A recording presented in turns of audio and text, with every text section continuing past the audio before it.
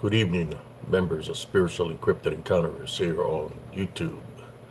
Those who follow Spiritual Encrypted Encounters group on Facebook.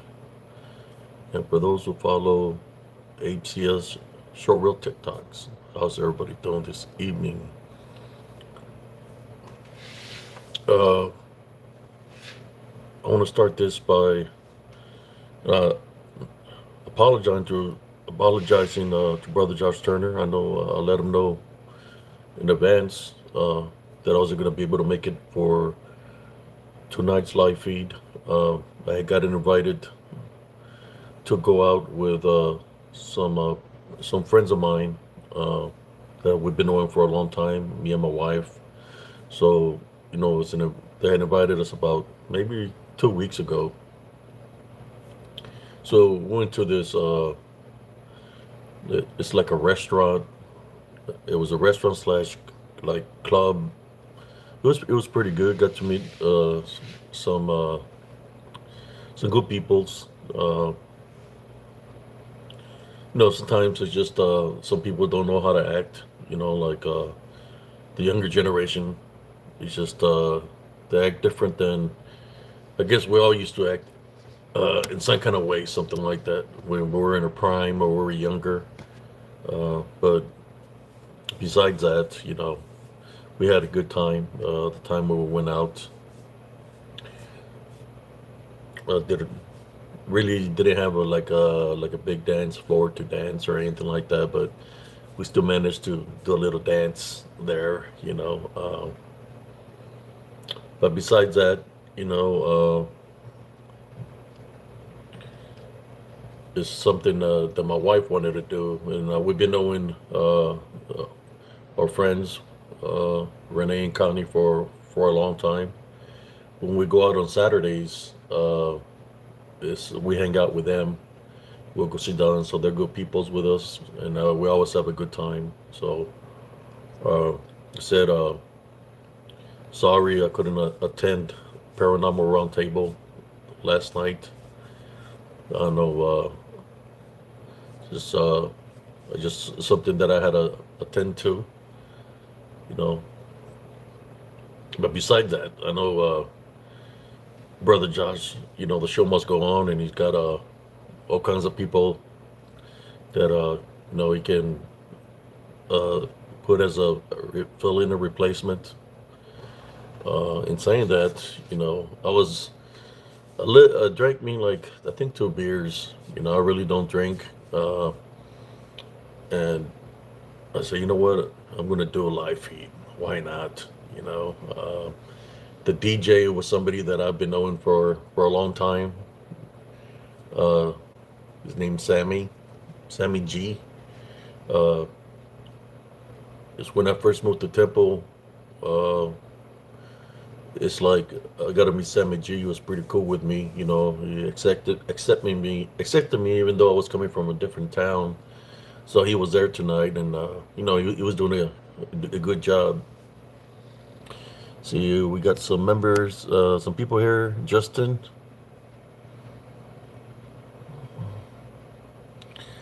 on top of his grandma. I scattered my grandpa's ashes in the place where he loved best, on top of grandma. How you doing? Enemy.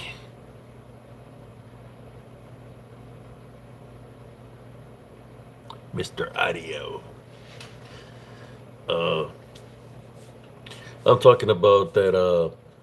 I didn't do a podcast last night. I sent a brother Josh that I wasn't going to be able to do a podcast. I do a podcast with Paranormal Roundtable on Fridays evenings. I just couldn't attend last night because I had another engagement to go to with some good friends of mine that when on Saturdays when we go out and dance, it's like I dance to ballroom dancing Tejano, and really it's been kind of slow. It's very rare that we've been getting bands in. So in order for us to go to a dance, or we have to go elsewhere, because we haven't been getting too many bands coming into Central Texas.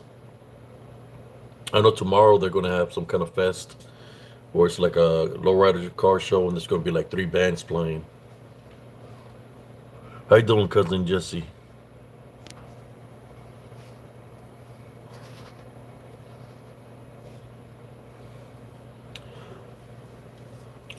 The podcast that I do on Fridays is with brother Josh Turner. It's called Paranormal Roundtable. Me, I just do my lives here on Spiritual Encrypted Encounters. I used to do my lives on Facebook, Spiritual Encrypted Encounters, and I would download the videos and place them here. But I started doing them here. We got uh, over 1,000, I guess 6,000 subscribers now. You know, people tune in. We talk about everything here. I like talking about the spiritual aspect of things, of the balance, and of course, I'm a ex-military, a veteran, so I talk about military experiences of what I've seen, what I've been through. Whatever somebody wants to talk about, I look at the comments or I say stories, of what I've experienced spiritually, physically, while I was in the military and stuff like that. Sharing is caring.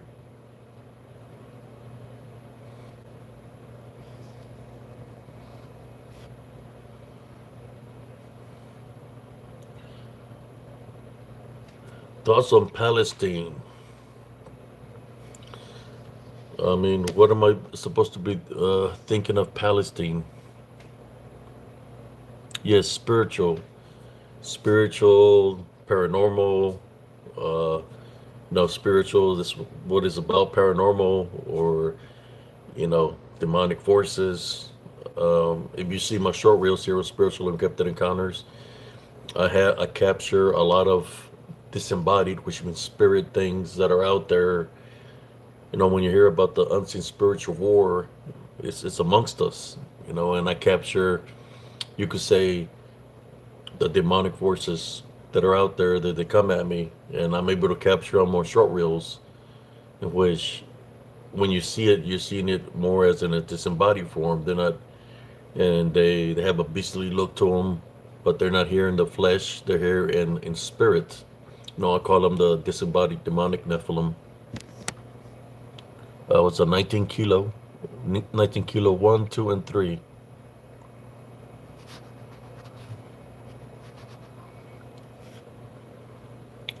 Yes, yes, I believe in the Heavenly Father.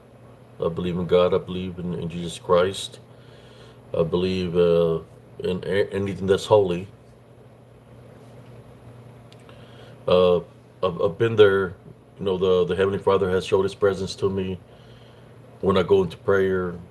Uh, I've been through a lot of trials and tribulations all throughout my life since I was a kid. Uh, I guess I was brought into the this world ever since I was a baby. I got targeted. Where this unseen forces, the negative unseen forces, were trying to take me out when I was a baby. They would find me in between mattresses, and like somebody was trying to take me out, but higher power was guiding me. So all throughout my life, I've experienced a lot of things spiritually. uh how you doing, random? Well, spiritually, I've been able to see things spiritually all my life. So if somebody has an unclean spirit in them, I'm able to see what's in them. If somebody has a demon in them, the demon is going to identify itself to me. That's within the individual. Sometimes I'm gonna say to me to to not help them, to leave them alone. But I still help out people spiritually because that's what I'm supposed to do as a brother in Christ. I assist people spiritually, people that are being spiritually bonded, some that get spiritually possessed. Those are the works that I do. I've been doing it since I was a kid. So all my life, I've seen the things that are within the balance.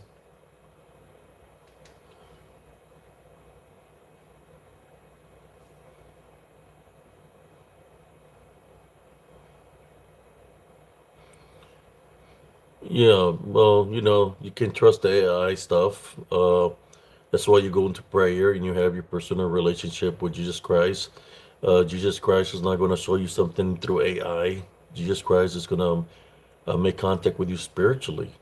He'll show you something while you're asleep, or you could be awake and he'll show you a picture of something. Sometimes he lets you know things in advance of what's to come. So when he shows you something, then he's letting you know, hey, this is coming. Be ready for it. So spiritually, he guides us. But in order for you to have that relationship with the Heavenly Father, you have to have forgiveness. You can have no hatred, no anger, no vengeance, but you have to forgive your enemies. As you forgive your enemies, forgiveness is part of love. As you forgive your enemies, generational curses are broken. Anything negative that's been afflicting you is severed. In which, when you forgive, He blesses you with the spiritual gifts of discernment. When you forgive in true faith and to believe in Jesus Christ, He'll bless you with the spiritual gift of discernment, in which they will assist you fight any trials and tribulations that come your way spiritually. Uh, he'll let you know in advance. You become sorry about it or more that your phone is about to die. You're welcome.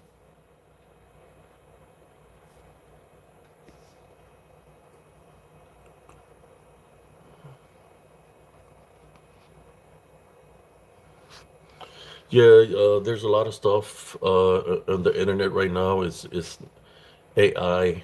All that is placed strategically. All those things that are being placed is for the fear factor. All this AI stuff, or anything you see people in costume, is because what people don't understand is, it's a spiritual war happening right now. So they're placing all these things out there so people can believe of what they're seeing or witnessing, even though it's fake, right?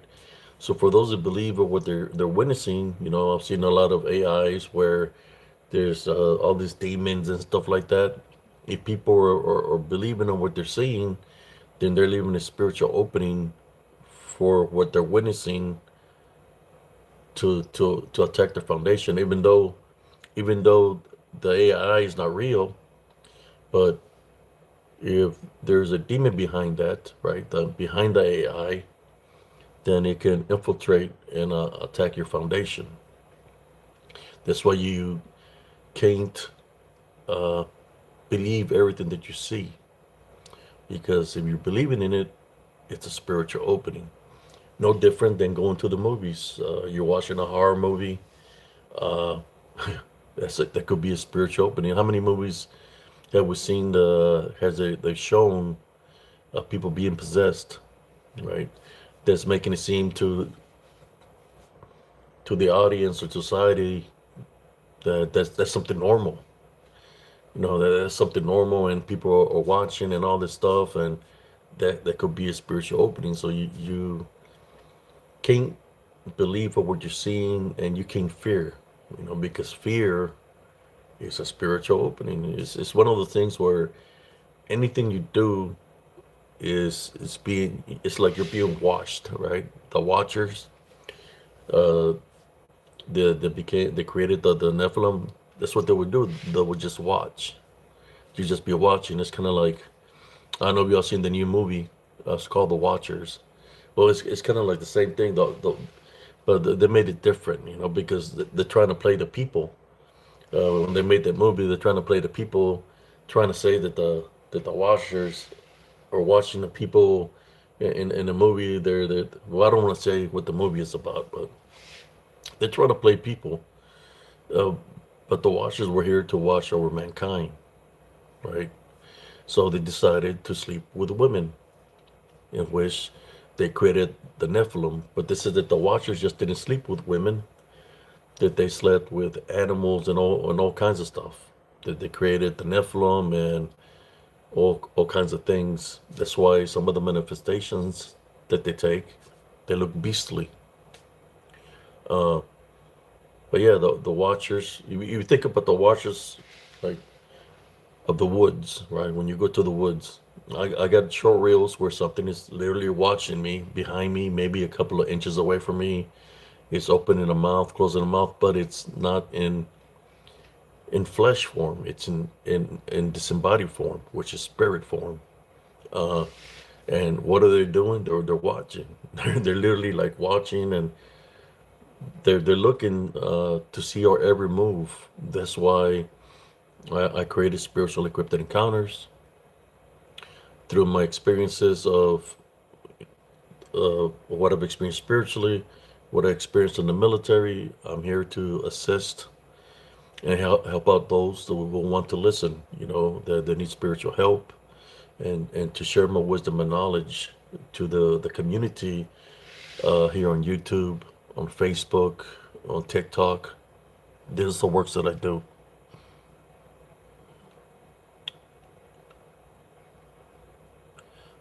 Amen, Anna.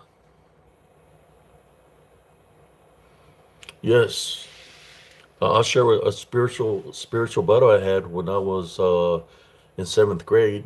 It would be when I was 12 years old. Um, about something angelic that happened. Um, I was uh, I was in long distance runner.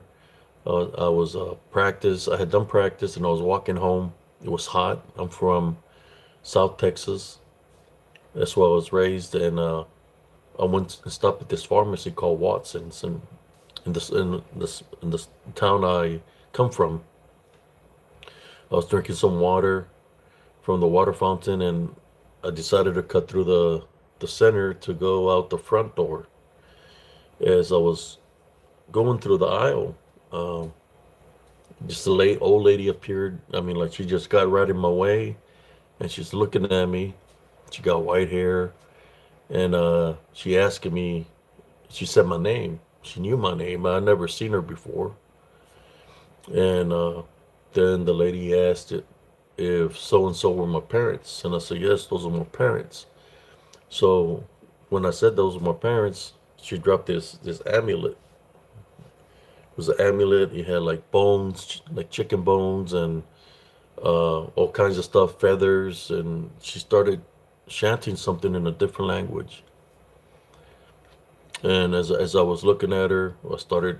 By then, I knew the Our Father, so I started saying the Our Father. And as I was saying the Our Father, and she was chanting something, I asked God to assist me what I was going through. Um, Next thing you know, through my parallel vision, I see uh, a lot of angels behind me with a golden aura around them. They were all standing behind me, pretty tall, with a golden aura. She's seen them. When she seen them, she dropped her amulet. It shattered on the ground. She turned around and took off running out of that store. That was like, now I'm not going to say my first spiritual battle, but it was one of my spiritual battles that when I call upon the Heavenly Father to assist me, He sent His heavenly angels with a golden aura around them to assist me from this woman that was trying to uh, cast a spell on me through witchcraft and necromancy. It backfired on her. She dropped the amulet, it shattered on the ground, and she took off running. And that was the first and last time that I ever saw her. I don't know who she was.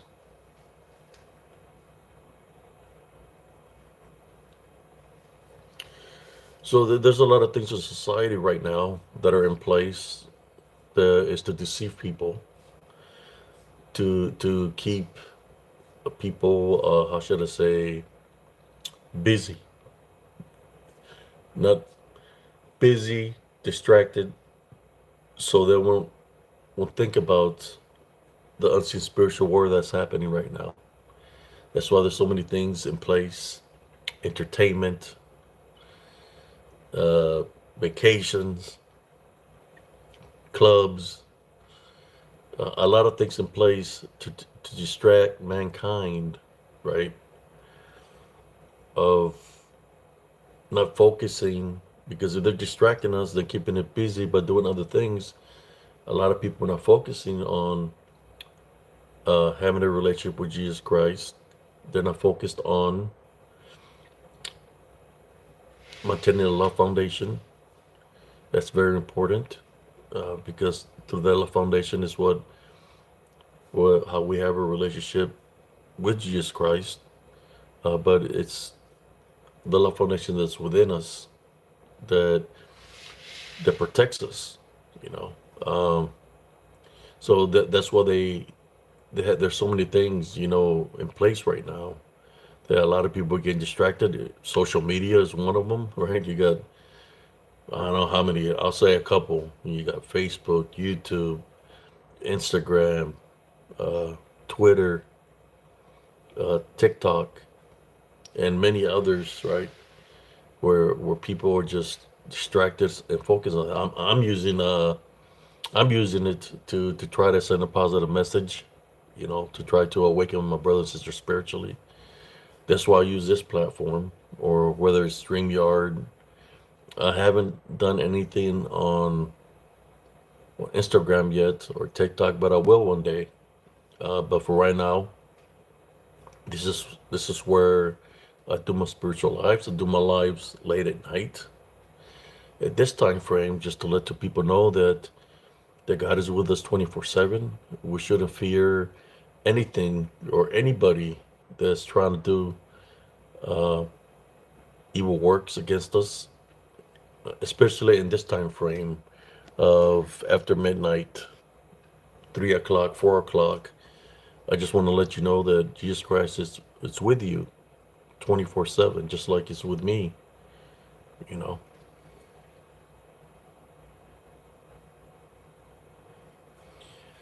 and I said it's all men's fault. Uh, I don't think it was man's fault initially, uh, but there's other forces that, well, it was temptation, right? That supposedly uh, got the best of Adam and Eve. Before that, you had Lilith that didn't want to be equal to Adam, so she left the Garden of Eve. Uh, God sent an angel to tell her to go back to the garden. She didn't want to listen to God, so she changed form. You know, Lilith changed beastly into a beastly form, and they said that her children live in the woods. Uh, the women that slept with the the Watchers, they changed form also. Some became some became sirens, and some became harpies. In Spanish we can call them lechuzas. But I believe that a lot of the witcher and necromancy, you know, some of them, some of those witches that worship the harpies and the sirens, because they're like demonic. That's why in Spanish we call them brujas. Um, they're able to change form into a lechuza, right? But a lechuza is a harpy.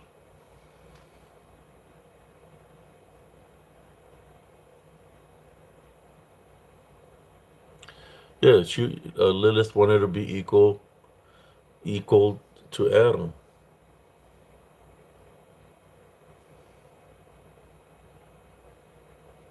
That's what's real confusing there, right? Because uh, in which Lilith, she was never tempted by an apple, right? Like Eve was. So when she went to the wilderness, it was in the Garden of Eve, uh, where she of Eden, where she was at. She went somewhere else. But the thing about it is this: what made Lilith be the way she was? Something had to happen to her, right, for her to not want to be equal to Adam. At the same time, she did not want to listen to God. You know, something with that is not, something ain't right. So I was wondering that if the influence of her being the way was she possibly demonized by something for her to not to want to be equal to Adam, and then at the same time not want to listen to God. Something just don't seem right there. You know what happened to Lilith.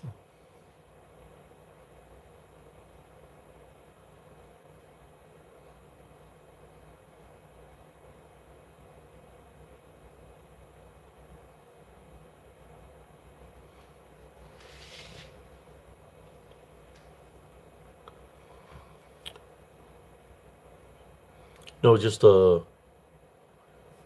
she when she became, beastly, and they say her children live in the woods. When we talk about lechuzas or owls, they live in the woods, right? So they have the ability to look like a lechuza or a harpy. I seen one. I wish I could have the equipment to record that.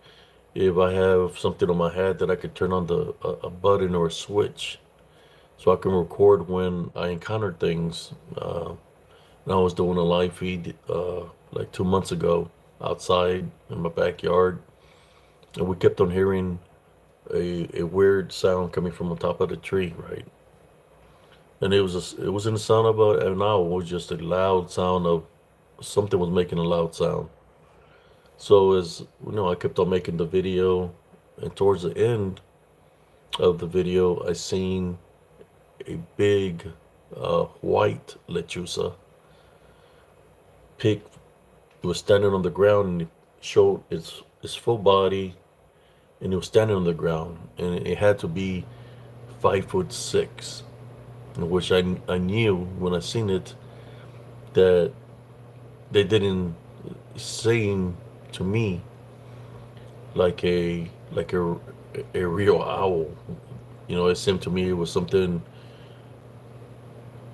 like witchcraft or necromancy, as big as it was.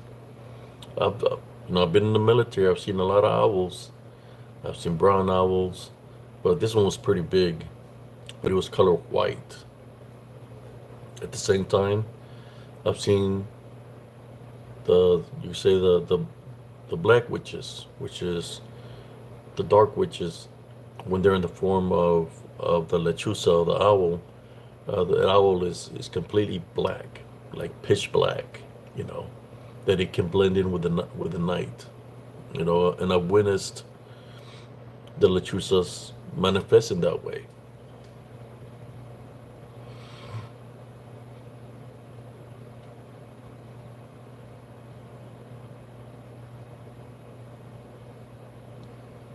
Yes, you got to think before even Lilith and them, there were others, which was the elementals. Um, God was trying to create the perfect human before us. So you had some that he created out of vapor, some that was created out of water, some that were created out of fire, some that were created out of mud and clay, uh, some that were created out of sticks, some that were created out of rocks, which we know as elementals, but he didn't see that was right. So, but they still exist too. A lot of people forget that he created other beings before us.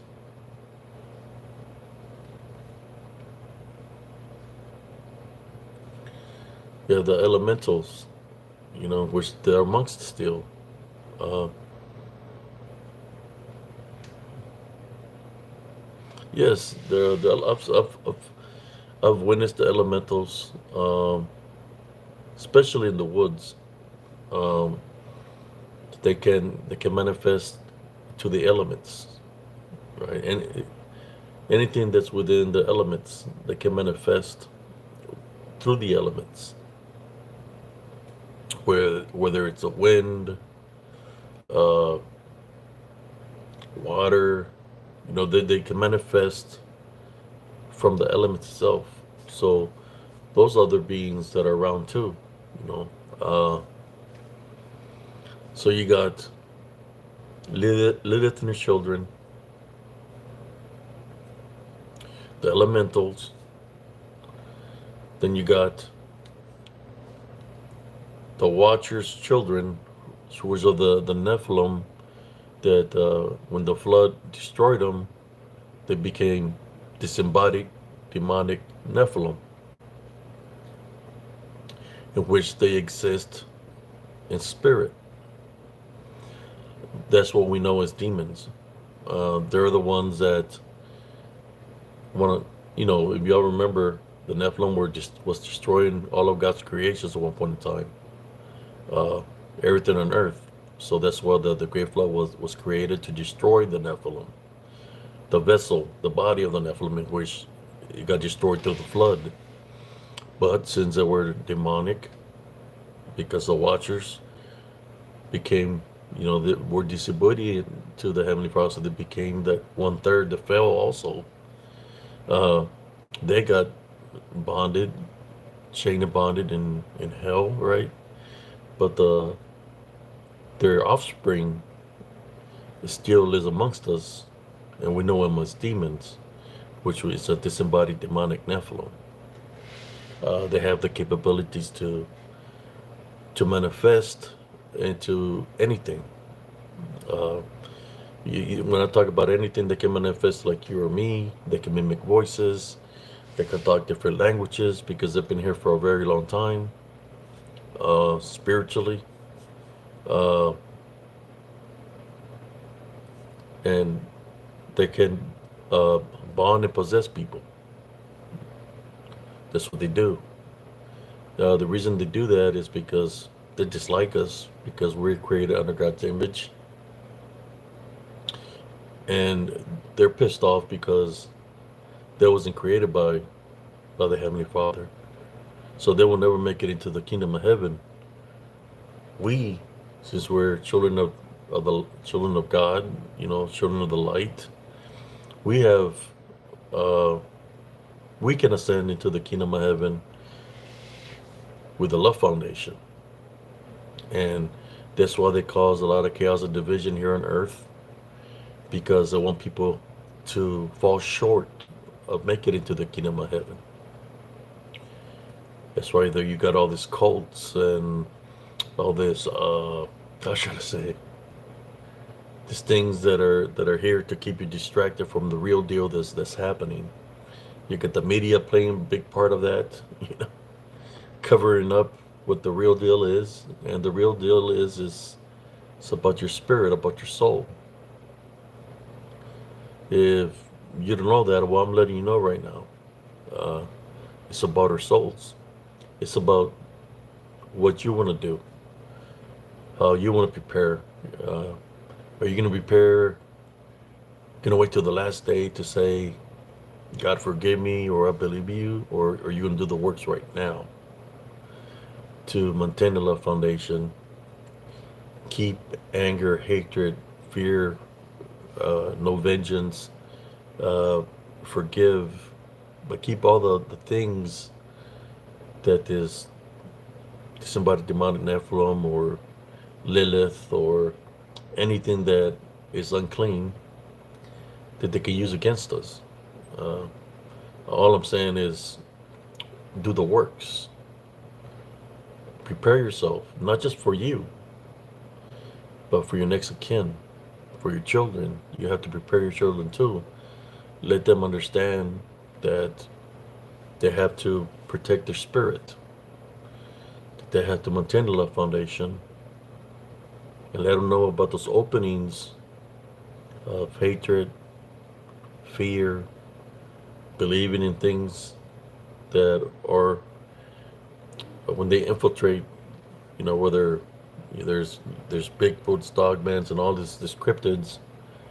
If there, it's a really a demon behind that, and people are believing that, well, that's a spiritual opening that can bond a person and keep them distracted.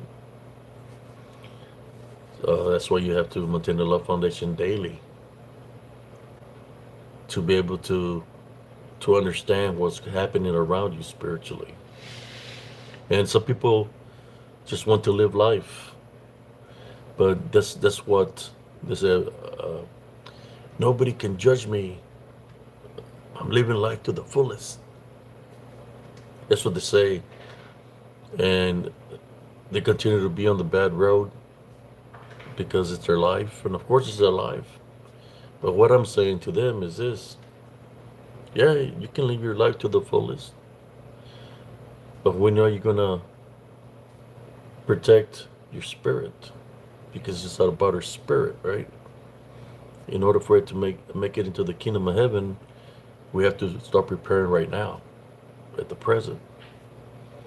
Uh, with the love foundation, use the love foundation.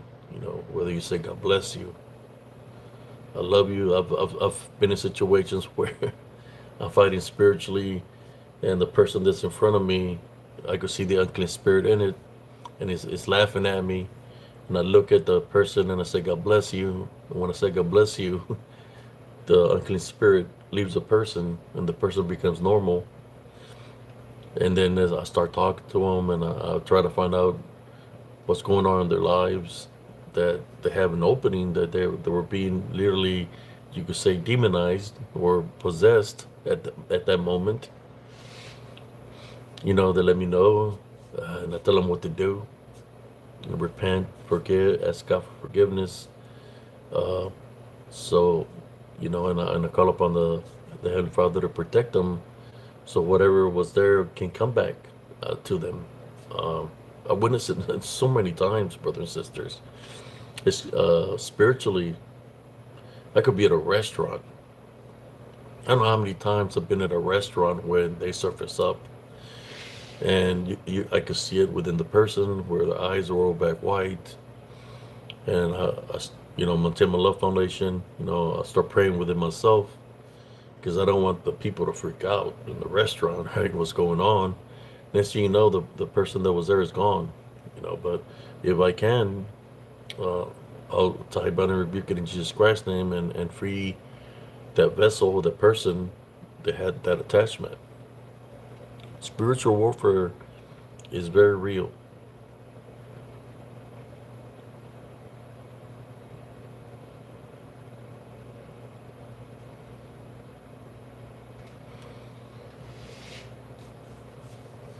What is the meaning of life for me?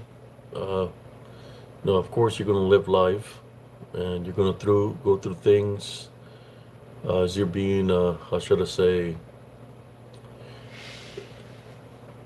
when we're born into this world, we're born innocent, right? It's the negative seeds that are placed in our lives that might change our path in life. But one day, as you go through life, you awaken, and you start feeling the difference between the way you might be, which you might have all the things that I mentioned. You might have anger, hatred, vengeance, black heart. But is it really you that feels that way? It's the things that are bonding you. It's the negative seeds that were planted in your path to make you think that way because it's a form of bondage. I think life to me is when you're waking up, when you realize that it's more than just us being here in the flesh. It's about our spirits. Uh, Once you realize what it is about, then you know how important it is to have a love foundation and to have a relationship with Jesus Christ because it's about our spirits. Uh, we're created under God's image, and we're all going to be tested one way or another. But it's about awakening. It's when you awaken spiritually to know. When you awaken spiritually, then you know who you really are spiritually, in which we're special. As in, there's angels, and we could be the same at one, the same as an angel when we ascend into the kingdom of heaven. That's where we're special. These forces, the unseen, the fallen, and everything that's here that doesn't have a chance to make it into the kingdom of heaven. They want to deceive you and trick you to make you think you're nobody, to make you think you're not worthy. Uh, they place people that you might call your friends, but those friends are only there to party or to keep you on the path that you're on, which might be not a good path.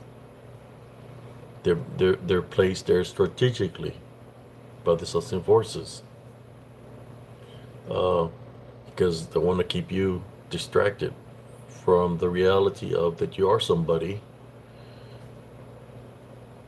It's about your spirit, your soul. That's why they cause the chaos and division, attack people that are vulnerable. When you think about suicides, what really happened to these individuals? They had to have a spiritual opening, so they got possessed, just kind of like the people are running to. They got possessed, and next thing you know, they're not here no more. Because imagine something possessing somebody, and they take them for a walk because they got full control of their body. When the negative attachment, the unclean spirit or demon, whatever you want to call it, leaves the person, imagine the person coming back to their, when it leaves them, and they're out there in the middle of the woods somewhere, and they don't know where they're at because they don't even know how they got there. Imagine how many people have we lost in this world due to these unseen forces, or they jump into somebody, they walk off a mountain, walk off a cliff, walk off a ridge, walk off a bridge. I'm just letting you know that that's what they do, these forces. So don't, how should I say it? Don't make fun of somebody that said that they died of suicide. To me, of what I've witnessed spiritually, I'm explaining to you, most likely they had an attachment, you had control over them, and you didn't want to free that individual. So that's what they do. They collect souls, right? Kind of like soul collect. That's what they do, collect souls. So if they got them bonded, they just destroy the vessel, move on to the next. That's what they do. So don't make fun of people that have lost their lives in that way because you don't know what happened to them. I'm just letting you know, spiritually, I believe that's exactly what happened to these individuals. I guarded people in the Fifth Ward on Fort Hood in Darnell Hospital, which is people that were suicidal. So I've seen Uh, this unseen forces were there. They were there in the Fifth Ward, roaming around in the hallways and going from room to room, affecting the people that they're targeted. You know, that they targeted. The doctors, they just want to put people on medication, and that's not the how you solve a problem of somebody being demonized. You have to fight it spiritually. That person has to have the will within them to be able to fight. But sometimes people get demonized not by one, but by many of them. So you're literally fighting a spiritual war. And sometimes, no, then if I knew what I know now, I would have been able to help out a lot of people a lot more. But as you gain wisdom and knowledge, that's how you grow. Back then when I was in the army, I was still a soldier, but I witnessed a lot of things in this nature. When we talk about demonic forces, I witnessed this when I was in the military. Let me see some of the comments here. Anna M says, we all have a choice too. Yes, it's a personal choice of how you want to be. It's like, I like to do the works. Just like I'm here talking uh, to whoever wants to listen. I'm doing the works. I'm doing the spiritual works. I'm trying to awaken my brothers and sisters spiritually. This is why I do the works at this time. I just want people to understand that even those that are on the other side of the balance, that they believe in other things, it's never too late to repent for your sins and ask God for forgiveness, because God is a forgiving God. It's never too late. Unless you want to, you don't think your soul has value, whereas you're being deceived. They're not going to tell you that. The things you worship or the things that you might dabble with, they're not going to tell you why they're doing what they're doing, because they're just deceiving you. What they want is your soul. Right? No, it's a personal choice, right? But sometimes it can't be a personal choice. What I mean by that, if a person is being demonized, how can they make their own decision if they're being controlled, fully controlled, right? When we talk about a possession, somebody that's possessed, that means that they have no control of their body. So how can they fight against where they have no control because they're being demonized? I don't know if that makes sense. Uh, Drugs, liquor, alcohol, that right there is a big spiritual opening. The addiction of that. Other things, you got porn, temptation, lust, all that. That's another spiritual opening. There's so many spiritual openings in this world that when I was younger, I really wouldn't think too much about a lot of things, even though I experienced a lot of things. But as I've grown older, I know what it is about. I know that I have to maintain a love foundation regardless of the situation. Have to maintain a love foundation. I know there's people sometimes jump on here. How you doing, runner? That they dislike what I'm saying because they they're affiliated with evil. Because that's what they worship. That's what they practice. To them is some kind of power. I'm just here to let all these people that believe in all these things, that if you think you got some kind of power, you're being misled. Uh, Especially when it's something that's fallen. They're not giving you any kind of power. I would say it like this. You know, they make a deal. It could be a bottle of water, and they're like, I'm gonna move the bottle of water, and you see the bottle of water getting elevated, and it gets placed down. and they think that it's them doing that. No, it's the unseen forces that are doing that, that are deceiving you to making you think you're elevating you have some kind of power and you're elevating the water. It's not you, it's them.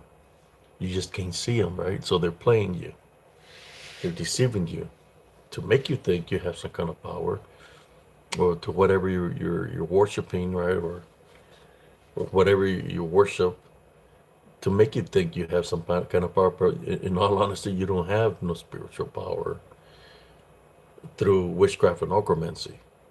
But through the Heavenly Father, you do have the spiritual gift of discernment, especially when you forgive, because that's you're showing forgiveness is part of love. I'm just being honest here on spiritual encrypted encounters, and there's some people that I'm trying to help. I here it's open for anybody. I try to help out people that are being bonded, you know, uh, by believing in other things. I don't know if there's any more comments. Let me go to all chat. No, there's still, I see 16 people here.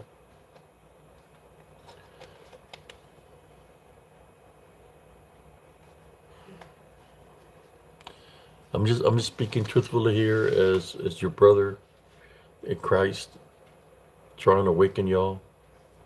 I've been in combat and I've seen the balance out there. Even then, they're collecting souls because that's what they thrive on. They want chaos and division. What does chaos and division mean? Well, you see all kinds of chaos and division. It doesn't even have to be about war. You see chaos and division of race, chaos and division of gangs, Mexico, chaos and division of cartels, and of course, chaos and division of countries, of states. That's what they dwell on. That's how they're how should I say, that's how they're taking taking out people individually in that manner by using the things that I just mentioned. That's how they attack. We've seen it through the Black Lives Matter movement. We've seen it through the elections, where you could literally tell the people that are being controlled, they're being demonized out there, causing all kinds of chaos and havoc because it has spiritual openings of anger. Boom, right there, spiritual opening of anger, vengeance. Boom, they attack. So the people are acting crazy out there. It's because they're being demonized. I always go into prayer when I see something like that. Even when I was in combat, I witnessed. I was in Operation Desert Storm. I witnessed the degen out there. Uh, it was having a picnic. Those war. There's death, right? So those people that had white flags giving up. I'm in the middle of a war, of combat. I was in the Battle of Medina Ridge fighting the Medina Republican Guard, and I seen people with white flags, holding a white flag, giving up. Then in the sky, I seen the degen in disembodied form, and disembodied form in spirit. It's floating in the air, and there's a guy with a white flag giving up. Next thing you know, it goes real fast in spirit form, right? Goes into the person.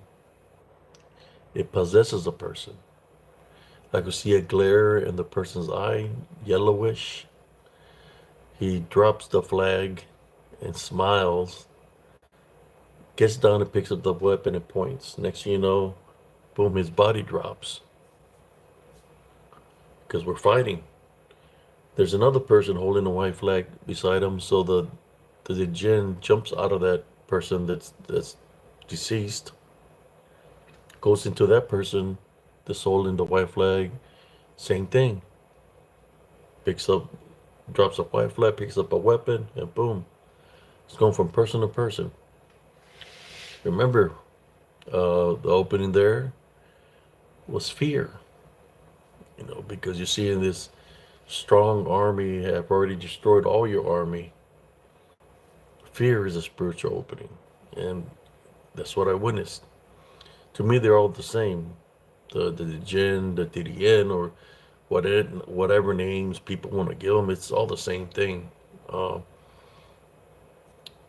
Soul collectors, should I say, said they hate us because we have the opportunity to make it into the kingdom of heaven. So they'll use any of those things that I mentioned to destroy a vessel, destroy a body, to collect that soul.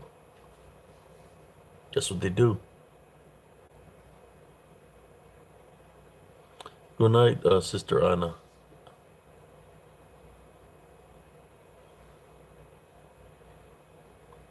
How's everybody doing this evening? I hope y'all enjoying the conversation here.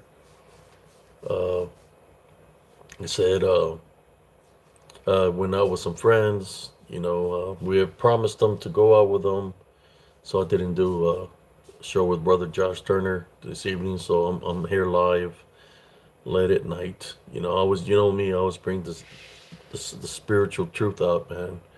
Um, it's like I was at the it's me. I don't even like drinking. I drank me like 2 beers, but even there, uh, in the environment, you can see the people that are being spiritually bonded. There was a like I don't know one was it there's like one fight that happened outside, and it's a place that I've never been before, and then there was another fight that almost happened inside, and I could tell this unclean spirits that are roaming around, and I said, okay. I said, if one comes at me, so I'm just gonna do what I gotta do. If I have to say a type on every big Jesus Christ name, I will. If somebody comes at me trying to do something physically, then I have to defend myself. But uh, we had a good time in spite of those people that had the openings. Guess what the opening was? They were drunk. So that's a spiritual opening that people can be used to do bad things.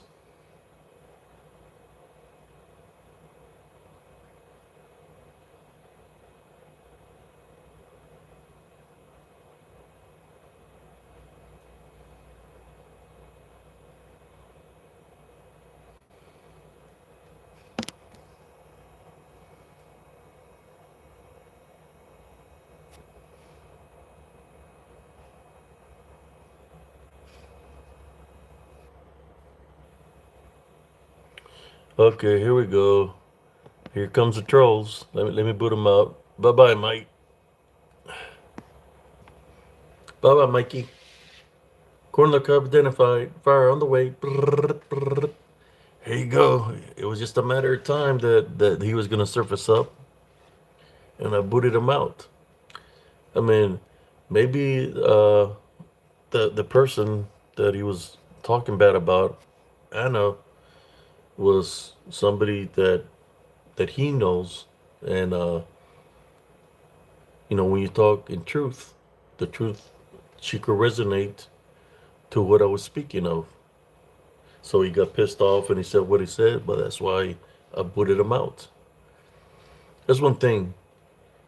And there's people like that, you got, you know, sheeps and wolf clothing that that's no different than they operate the same way as this demonic forces. They want to bomb people.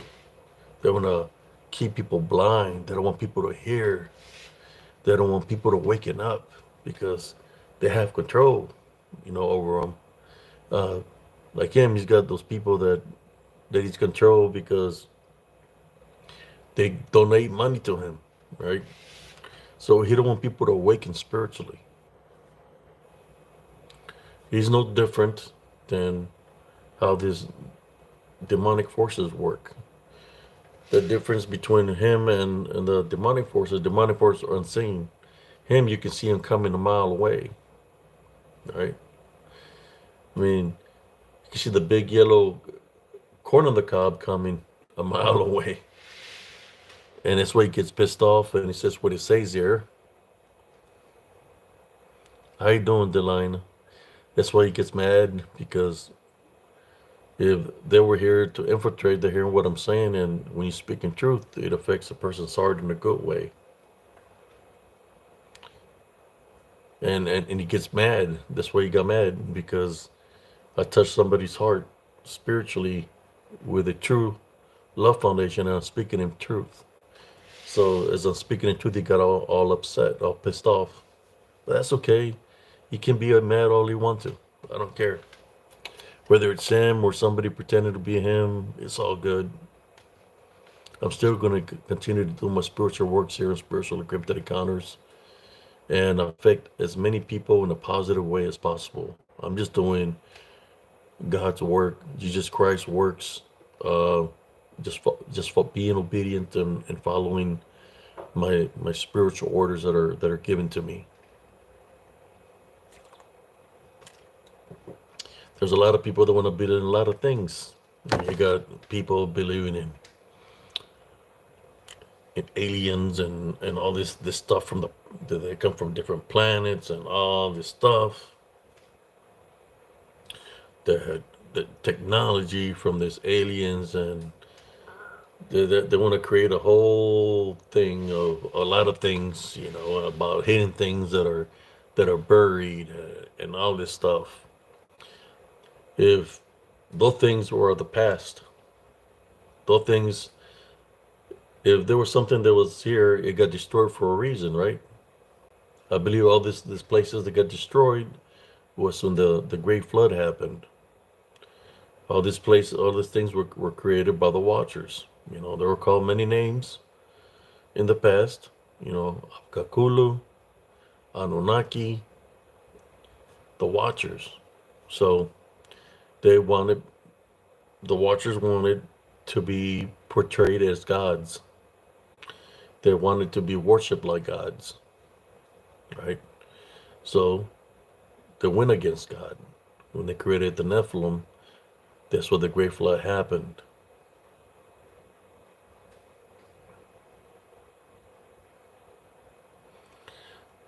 Sorry about that, runner, that your internet is out.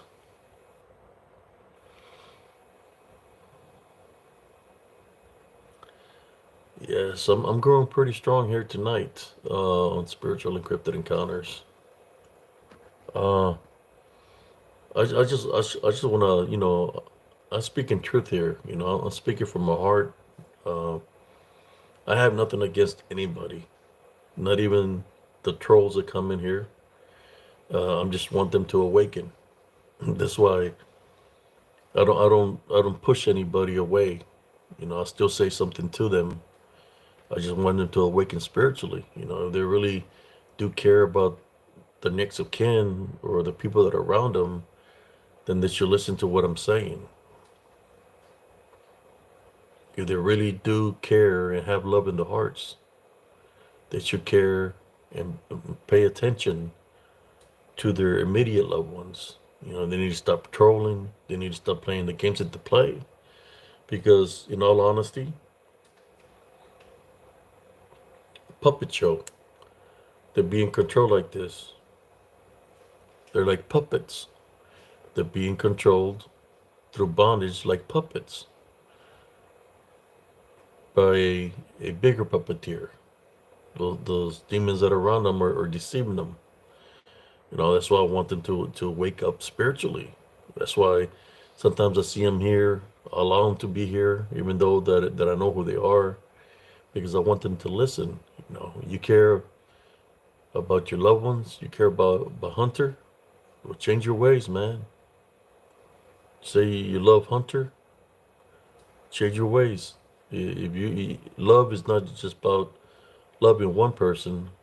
As we're children of God, we should love everybody as brothers and sisters. So all I'm saying to you is, well, change your ways. Just don't love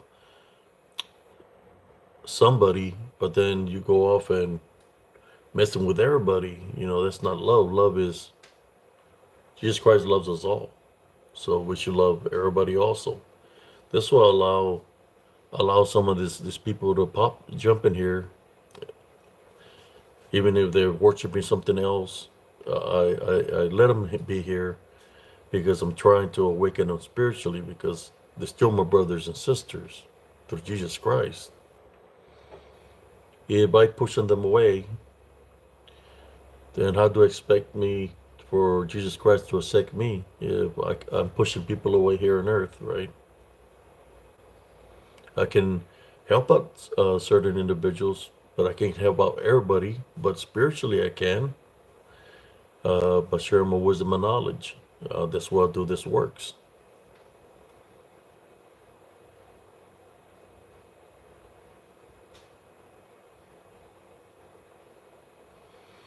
Yes, I honor the works that I do by itself. That's one thing about me. I stick to my faith, uh, my relationship with Jesus Christ, and I'm not gonna change uh, my belief, or I'm not gonna change who I am because somebody else is believing in other things. I'm gonna continue to be loyal to the Heavenly Father, to Jesus Christ, and continue to help my brothers and sisters. Even if people are making false narratives and trying to create other how should I say what ifs. No, when you're shown something spiritually, you know you know the truth, compared to when something's bonding you.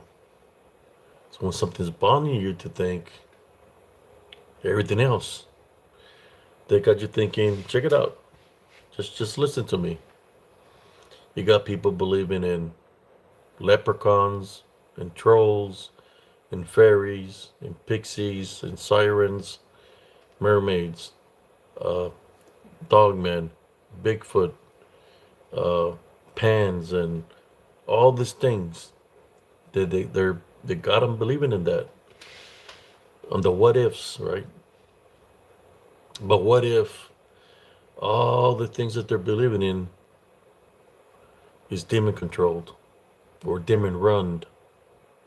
Then what are they truly believing in, right? What are they opening themselves up to, believing in other things? That's why the demons got them bonded. They're going to allow them to believe in all that, because in their case, they're like, man, we already got this people where we want them. We don't have to mess with these individuals to get them. We already got them where we want them. They're believing in all these other theories and things, but they already got them. They got the, how do you say it when you go fishing? Hook, line, and sinker. They got them hooked. They release, so they can go. Once they start trying to wander off the wrong way, they reel them back in. And that's the truth. Just think of it like this: as much time as people talk about all these theories and what ifs, the people that I know that talk about all these theories of aliens or of what I've seen, right? Uh, talk about all, they want to believe in all these other things, but they don't want to acknowledge Jesus Christ. Ooh, they don't want to acknowledge Jesus Christ. Why is that? Think about it. Why don't they want to acknowledge Jesus Christ? Hmm, it's simple. Because what they're believing in are actually demons that got them bonded or deceiving them. That's why you don't hear all these people that have all these theories. Doesn't matter if they're talking about a flat Earth. Doesn't matter if they're talking about aliens from somewhere else, or uh, land between the lakes, or all these theories that people are bringing in. Every single one of them wants to believe in all these theories, but they don't want to acknowledge Jesus Christ, because that person is being spiritually bonded and demonized. That's what they don't want to acknowledge, Jesus Christ. That's the God honest truth. Imagine how many people, right? Because that person is being demonized, being bonded. How many people are believing in this false narratives, right? Remember, that's what the demons work, by the belief factor. So you got guys that have millions and million views because they're talking about all these things. All these people that are believing what they're saying, guess what? It becomes from having somebody bonded with a reel, throwing nets, to capturing a lot of spirits in that manner, right? A lot of people are being bonded. They need to wake the hell up.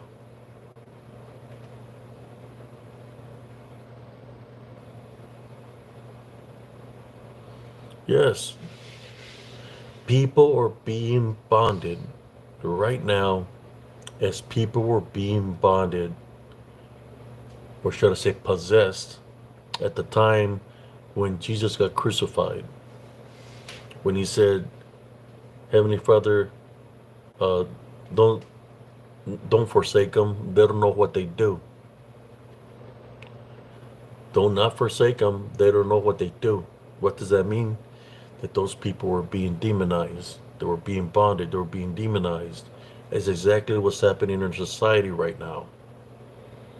People need to start wake up and and understand that there's a spiritual war at our hands. And there's a lot of people that are being bonded right now. I just want to know one thing.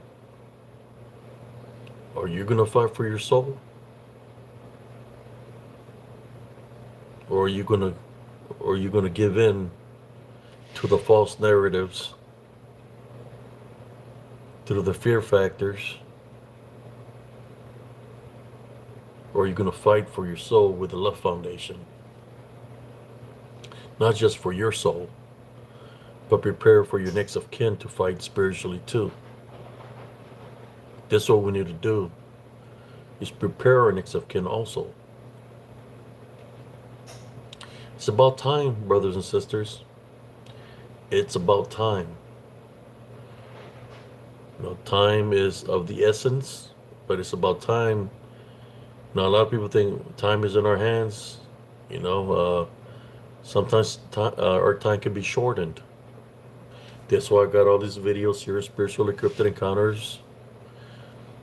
I have, I think the numbers that I've seen said 666, but with this video, it's going to be 667. Uh, Time is of the essence. We need to awaken and fight spiritually. I'm just speaking to you in spiritual. I have nothing against nobody. All I know is that there's unseen forces. They're bonding a lot of people. They have full control of people's lives right now. And I'm not judging anybody. I'm just trying to awaken people. To waken up is like, hey, wake up. The the war is here. Spiritual war is here right amongst us right now. Wake up.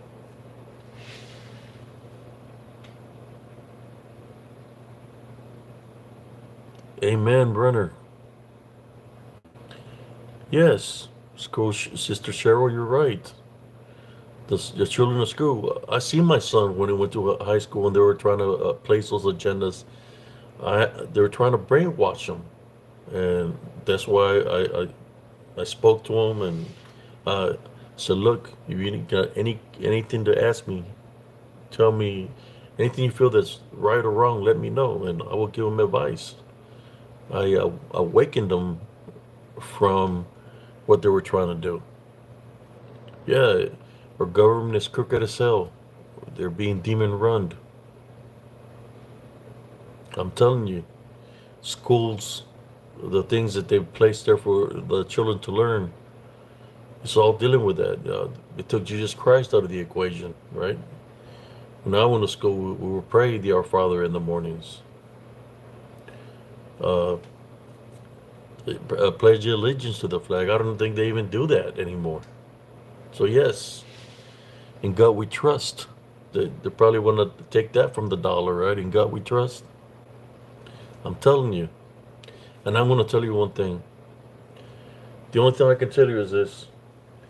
If our city or our government is trying to take Jesus Christ out of the equation or God out of the equation, well, guess what?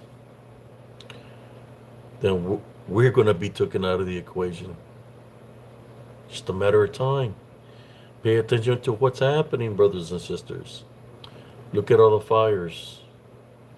Look at the floodings that are happening. And it's going to get worse. I'm just letting you know. It's going to get worse. That's why you have to have the relationship with Jesus Christ for him to be able to protect you.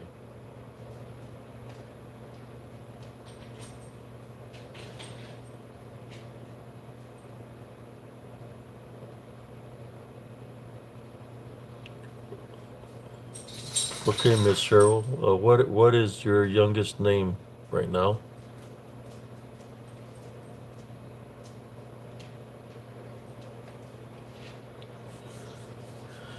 We can pray for her, Sister Cheryl, right now, if you like. Cassidy. Uh, uh, okay. Heavenly Father, at this time we would like to pray for Cassidy. As we pray for her, we're praying for her to be healed physically and spiritually. Uh, we take authority over anything unclean or anything affected in a negative way. You're not allowed to affect Sister Cassidy as we're placing heavenly crosses on her from head to toe, replacing heavenly crosses on her doorways and her windows. And we're taking authority over all the unclean spirits that are there at this time. We tie, bind, and rebuke you in Jesus Christ's name. And we're sending the heavenly angels and the Holy Spirit to do a clean sweep of her home and her immediate foundation, to do a clean sweep and get rid of anything negative that's there at this time. This I pray in Jesus Christ's name. Amen.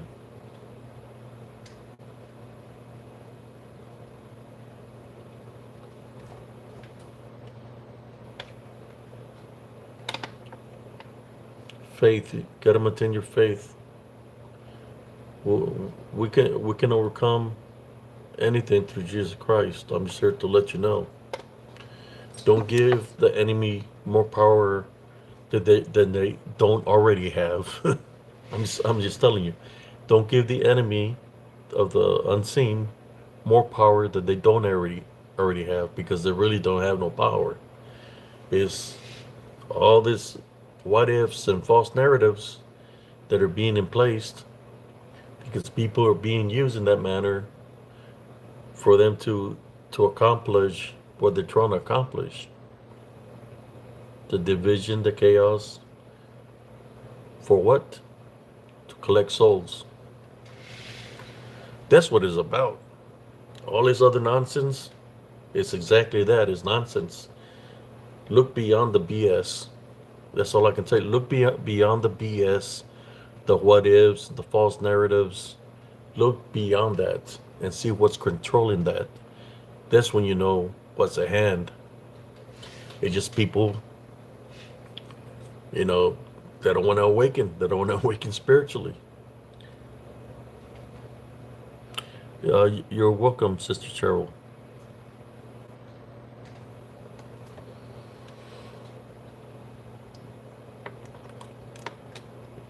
Same thing happened. The pharaohs, when they had all those people in prison over there.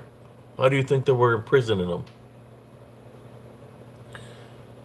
Do you think they were just slaves, or do you think they're imprisoned because through witchcraft and necromancy, that these people were being bonded or possessed and being used in that manner? Instead of just being slaves, there had to be something else that had control of those individuals, right? No different than what's happening in our society right now. There's a lot of people that are falling for the BS, the what ifs, the what narratives, and they're being, it's an invisible bondage. You know, when you think about slavery, slaves, like at the time of the pharaohs, they're being bought in that manner. Spiritual bondage. At least when you're bonded physically, you can try to escape, right, from chains and stuff like that. But spiritually bondage, it's unseen. That these people don't know that they're being spiritually bondaged. There's some people that want to look all the way back to the times of the witch hunts, when the Crusades, they were killing witches and stuff like this, right? They want to look at that just to find an excuse not to believe in Jesus Christ or in God, because saying that a lot of innocent people were being killed, in which it did happen. Some of these crusades were, some of these people were being demonized.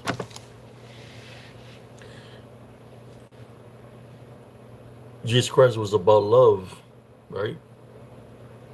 So what they were doing, they were doing the opposite. If they were doing the opposite of love, right, which are they were killing people, the torture chambers and all that, of how they tortured and killed people, demonized. That's how the tormentors, that's how they torture. The tormentors that are from the location of where the souls are being tortured, they torture the same way. So I know that a lot of those things from back in the day were run demonically. No different than now. You know, those religions still exist. What's really behind the veil? The veil is opening. You just gotta pay attention to what's being unveiled, right?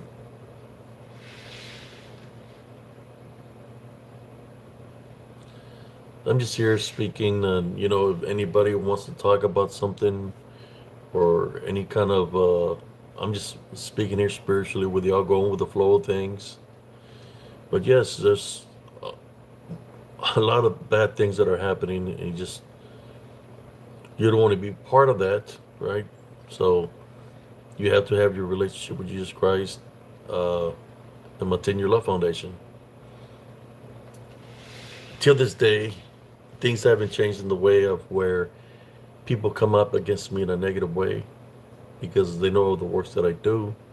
They know of the relationship that I have with Jesus Christ. They know I'm within the love foundation. So they surface up and they show me what they're affiliated with, what they believe in, which is the opposite of what I believe in. Uh, I'm still going to maintain my faith and belief in Jesus Christ, no matter what anybody says to me. Uh, I've been blessed to be here amongst the living numerous times. I've crossed over a couple of times already, but I've been blessed to come back to this vessel. I had to take care of this vessel in order for my spirit to continue to live, right? If I don't take care of my body or my vessel, then How am I going to do the spiritual works? You know, uh,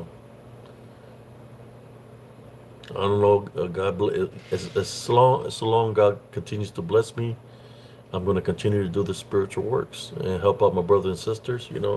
I can take off my hat so you can see I am. I know I got my hat on. I ain't getting any younger. Uh, but I just, care about humanity. I care about my brothers and sisters in Christ. I'm just trying to awaken as many people that I can. You know, everybody's got a mission, right?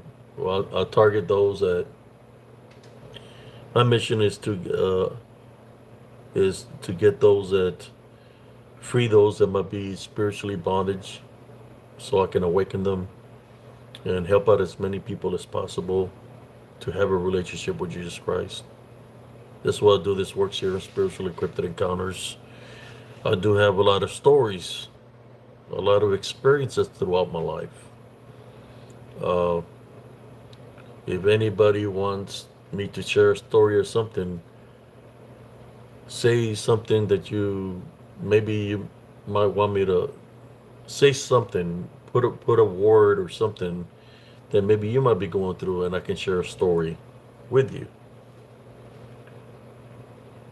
No, prayer is very important. That's why we are supposed to pray for one another, so the Heavenly Father could heal us, the Heavenly Father could protect us, the Heavenly Father could bless us, and the Heavenly Father can free us from anything negative.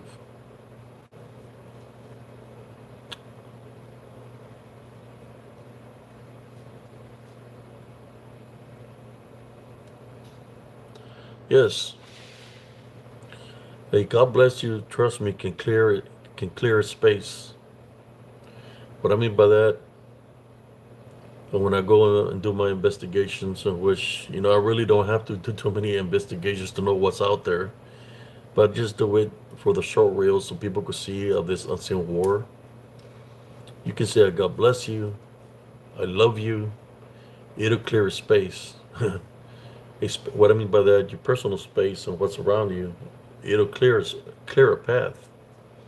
You clear a path when you have a love foundation. If there's a legion around you, when you say God bless you, I love you, or you have to say I tie bind and rebuke in Jesus Christ's name with the love foundation, it'll clear a legion out of the way. I'm telling you, it'll clear. They'll flee because the love that's within you is like a beacon of light, and when it's pure, it's pure. It'll clear the space. If somebody is being spiritually bonded or possessed, it'll clear that individual. It'll clear a whole area. People be um, people could be demonized. It could be a lot of people being demonized as you're walking with this beacon of light of a love foundation. The demons will flee. The people will become normal. Uh, when Jesus Christ went to free his people, he went into hell to free his people. How did he do it? With a love foundation, a beacon of light. Everything flees because of that beacon of light. And that way, we're going to overcome anything that's unclean, anything that's demonic, with a love foundation, with that beacon of light. We're all children of God, created under his image. We're clear, all clear. Clear the space. Clear the area with the love foundation.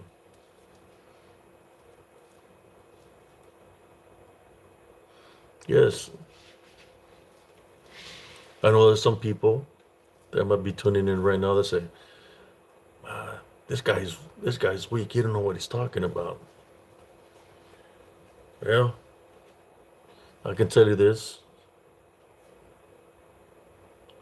the tough love you're talking about, I've been through it. The tough love of parents being very discipline you through what people call child abuse. I've been through all that. Tough love. I've been through that. Tough love, where I had to handle people when I was in the military that were coming up against me through fighting. But even then, I knew that once I took care of the person that was coming up against me in a negative way, that I could have hurt him more than I had already hurt him, because I didn't want to leave a spiritual opening of anger or hatred. So to so I wouldn't get demonized or possessed. I would just do what I had to do to overcome the enemy. But I do know about the tough love. When you have to, when 40 and 0, undefeated, imagine fighting 40 people within 2 month time frame. No referees, no, just pure hand-to-hand combat. You know, I fought people that fought different styles. Boxing. There are some people that knew karate. There's some people that knew they were from the hoods and stuff like that. The tough love. Well, that's not tough love. That's just fighting, right? But I overcame them with the Love Foundation. I made sure that I didn't take it further more than I had to. I'm sharing my wisdom and knowledge with y'all. Once I defeated it, that's it. Then after that, when I would see these individuals, it's like they feared me because I took care of them real quick, right? I would go up to these individuals and I would tell them, hey, don't be afraid of me. I told them, I'd rather be your friend than your enemy. They look at me and I said, I'm sorry. What happened? Shake their hand, and we call it truth. And we became friends with the Love Foundation. That's the key. That's the way.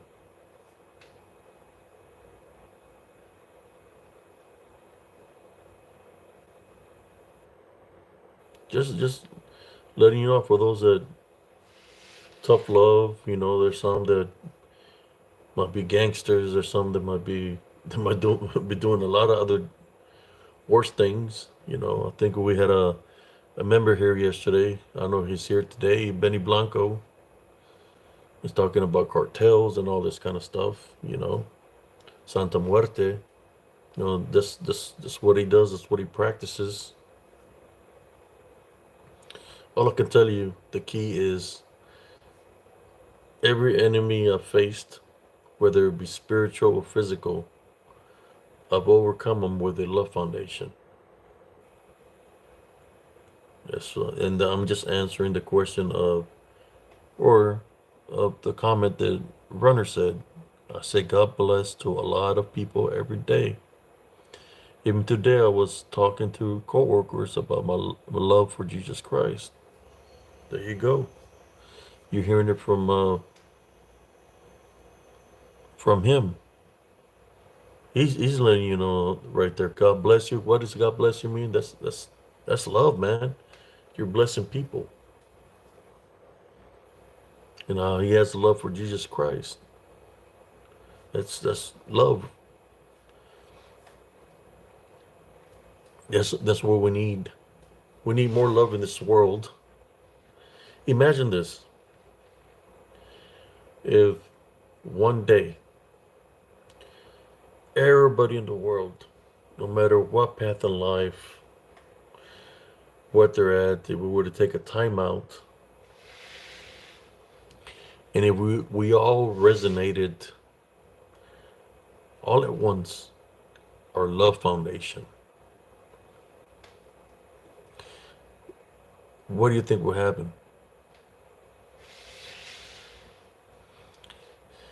If we all just resonated a love foundation,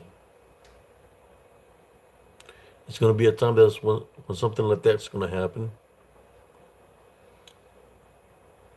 I'm just saying that when you resonate a love foundation like that, imagine if the whole world did that. What would that mean?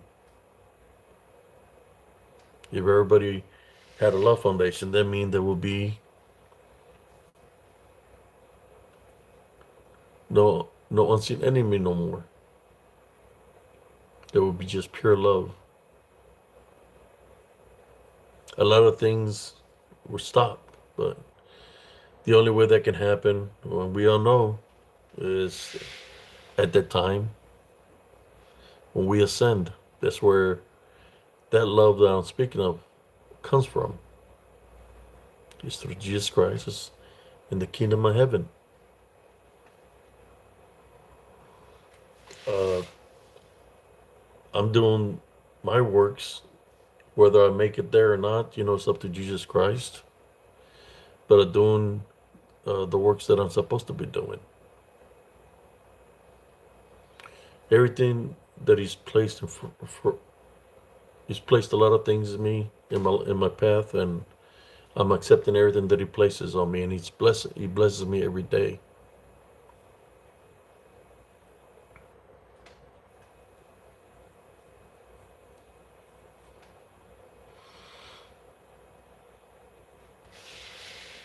Yes, brother. He's around.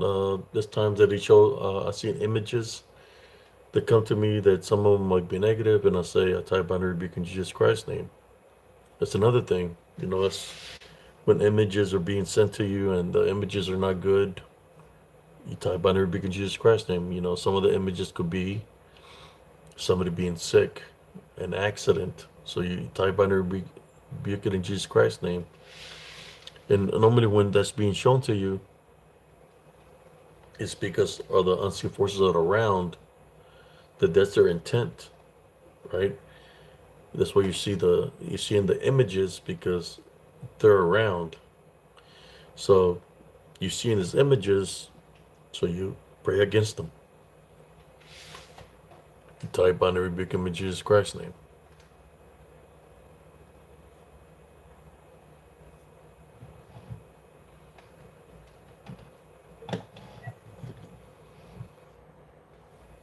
You see what time it is, brothers and sisters.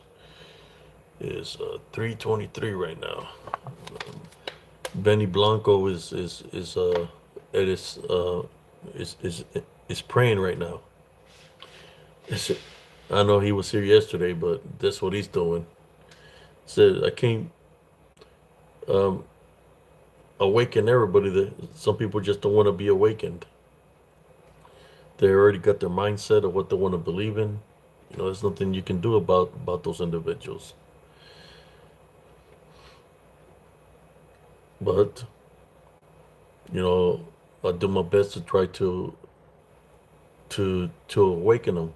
Try to see if maybe they could change their ways or try to find Jesus Christ in their life.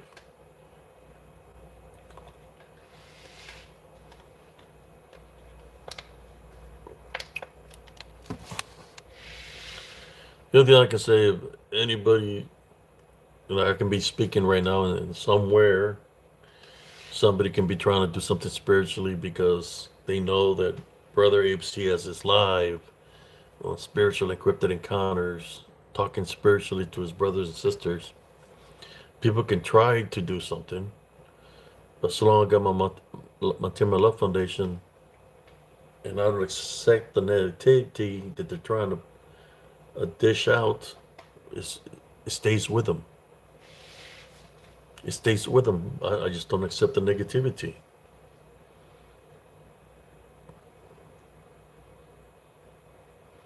And we got 17 likes and we got 12 viewers right now. We've been going on for an hour and 40 minutes. You're on Spiritual Encrypted Encounters, Night Owl Edition, late night.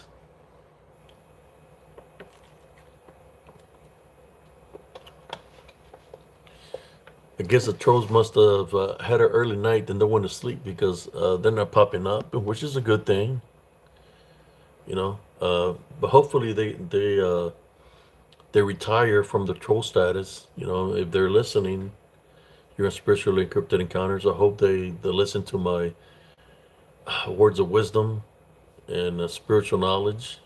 You know, it's never too late. It's something that I say is positive thinking will bring positive results. A love foundation will bring positive results. Gotta live it, love it,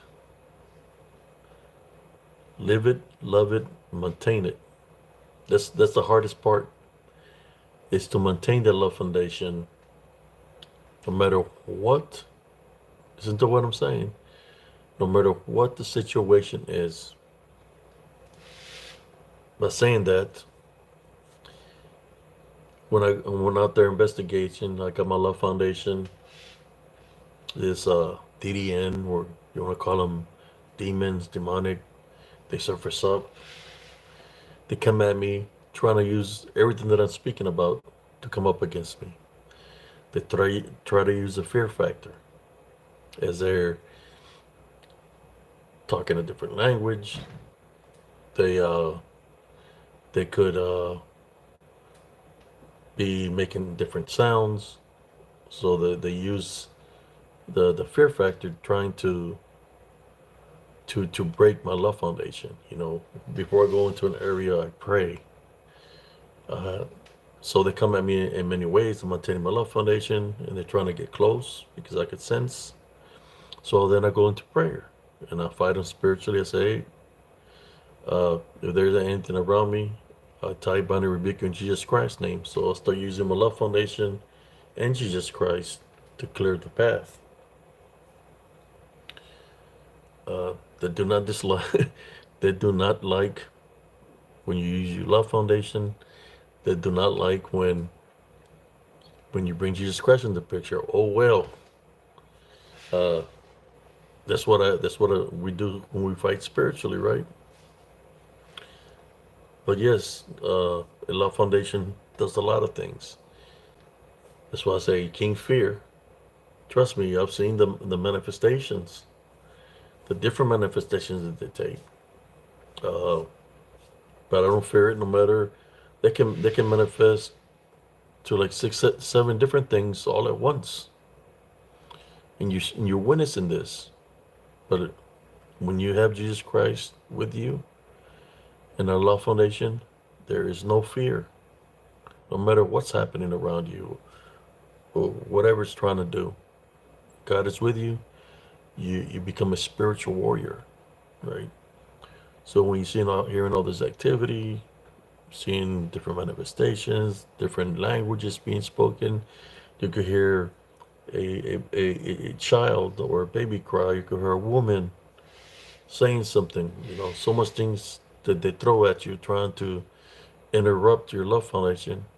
Uh, when you hear that, no fear, not believe. Listen, do not believe of what you're seeing, what you're hearing. Don't give it the belief factor. Tie, bind, and rebuke it in Jesus Christ's name. Guess what? They will flee away from you.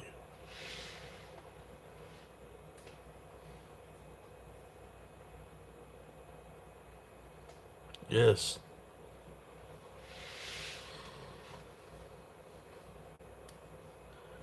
It's spiritual warfare. So I don't like using the word fight. It's it's not really fighting, because fighting is physical. It's spiritual warfare. Using the love foundation to clear a space, protect you, and after you go through the spiritual warfare in that manner, you continue to grow spiritually. And the Heavenly Father, Jesus Christ, continues to place you in situations where He knows that you're able to handle the situation because you're ready for it. He's not going to place you in a situation you can't handle. He's going to place you in a situation because he knows that you can handle it spiritually. No fear. Listen to me, no fear. When you have that love foundation, you know Jesus Christ is with you. There's no fear. Do the opposite. If it's something trying to make His presence around you, like you could hear tapping sounds, knocking sounds, banging sounds. Take authority over it when it's making the tapping sounds. Say, I tie bind and rebuke in Jesus Christ's name. You're not welcome here. Then there will be no knocking. You're not going to hear no knocking sounds or banging sounds because you took care of it immediately. Right? Why let it linger till so it can get worse? No, you take care of it right off the bat. Trying to protect your immediate space, your love foundation, your home, your loved ones.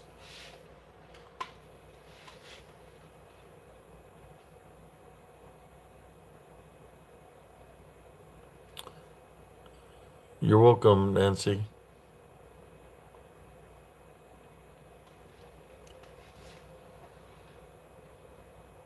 Yes. God is amazing. That's all I can say. Jesus Christ is amazing. Uh, I've grown so much spiritually that I continue to share my wisdom and knowledge to those. As you see here, I'm just sharing my wisdom and knowledge with y'all. And this is what it's about. It's helping out my brothers and sisters spiritually. You don't see nothing else here of any kind of sort of anything. Advertisements, donations. You don't see none of that here. Because the Heavenly Father blesses me daily. You know, He blesses me daily. So long I can awaken my brothers and sisters spiritually. That's my payment right there. Uh, being able to awaken up my brothers and sisters spiritually. That's my payment. To awaken my brothers and sisters. That in my heart, I know that I'm doing good. In my heart, I know that people are being freed from bondage. People are saying, listening to what I'm saying and say, you know what? I take authority over you in Jesus Christ's name. Leave me alone. You're not welcome here. Leave. You know your self-worth. That you are somebody. That it's what's within you. We're children of God. Your spirit. That's what it is about. And then you're going to, all the things that I'm saying to you is like, well, Brother Abe says, when I'm going to start maintaining the Love Foundation. Hey, today's a good day, this beautiful Saturday, to start your Love Foundation. Today is a good day to start your Love Foundation. Like I said, it's never too late. You will see a difference, brothers and sisters. But in order to have the Love Foundation to the fullest, you have to forgive. Forgive. No anger. No vengeance. The the reason forgive because it cuts all the negative ties of anger, vengeance, fear. When you forgive, forgiveness is part of love. It could be generational curse all the way from the Garden of Eve, right? Or Garden of Eden, I mean. Could be all the way from the beginning. The negative type is severed through a love foundation. Through forgiveness and a love foundation. Then you're blessed with the spiritual gifts of discernment. An amazing feeling where you're saying certain things. It could be people listen to what I'm saying, and I'm gonna say something to them spiritually that they know I'm talking to them because that's what is what I'm being shown. Something that will resonate to somebody.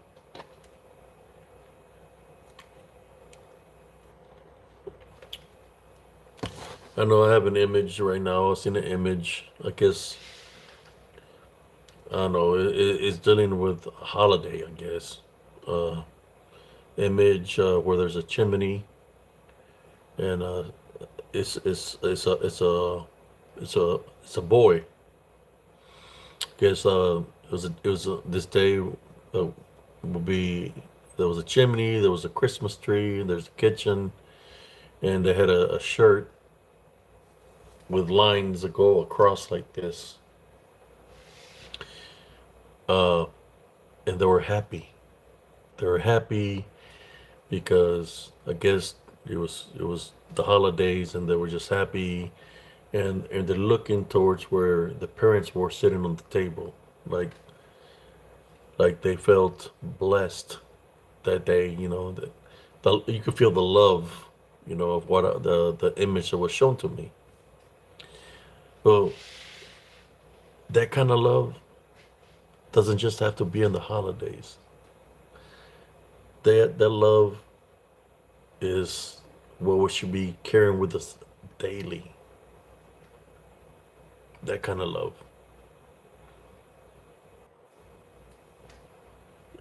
That love should be daily. That's the kind of love through forgiveness, right? That we need to be able to overcome the trials and tribulations of the unseen. That's how we can overcome the unseen.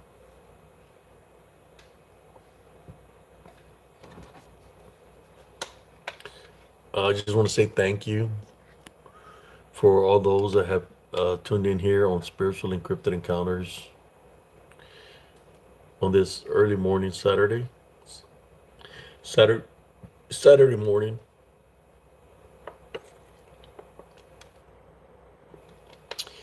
And I don't want to keep you all too late. I know it's 3:39. And I can probably go to another 20 something minutes, but who's still awake? The night owls that are here. Maybe I can share a story with y'all. Maybe I'd like to hear a story. Probably a story that y'all never heard before. I just want to know what kind of story you want to hear. Hear something spiritual, something in the military, something of what people call cryptids. But to me, I call them something else. I can share a story with y'all about this.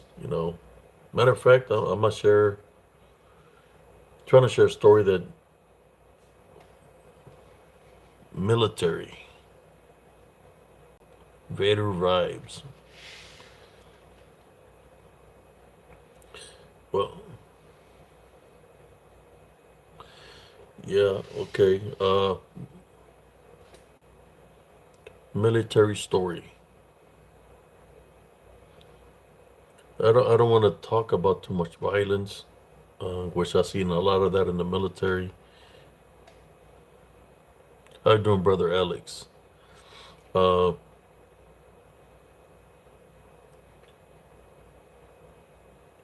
I'm gonna share one with y'all. Somebody said a military story. Just trying to remember, think of what I want to share with y'all.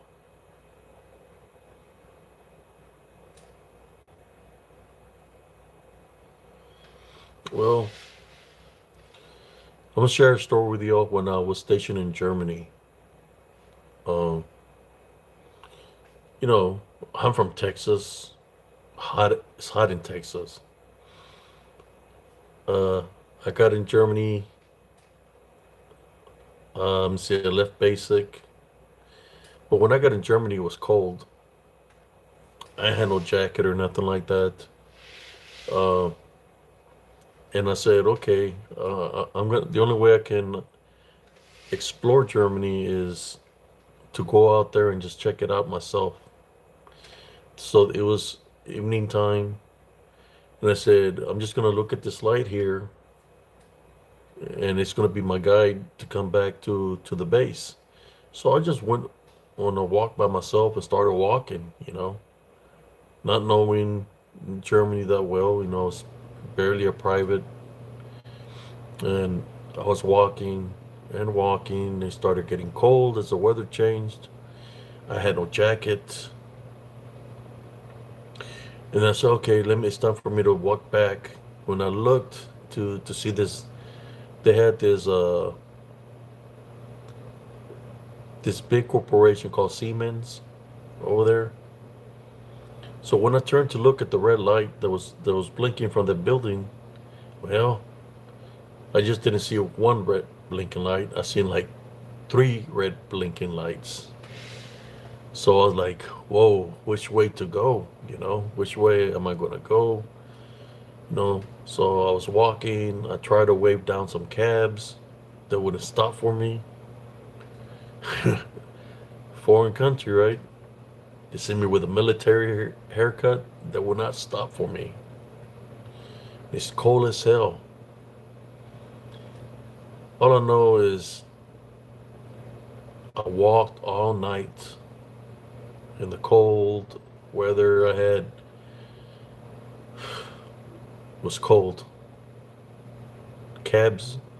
I flagged down like five cabs that would not stop for me, and they know it was cold. That's what happens when you're in a foreign country and you're not a German, right? Well, I walked till I finally made it back to the village. I walked to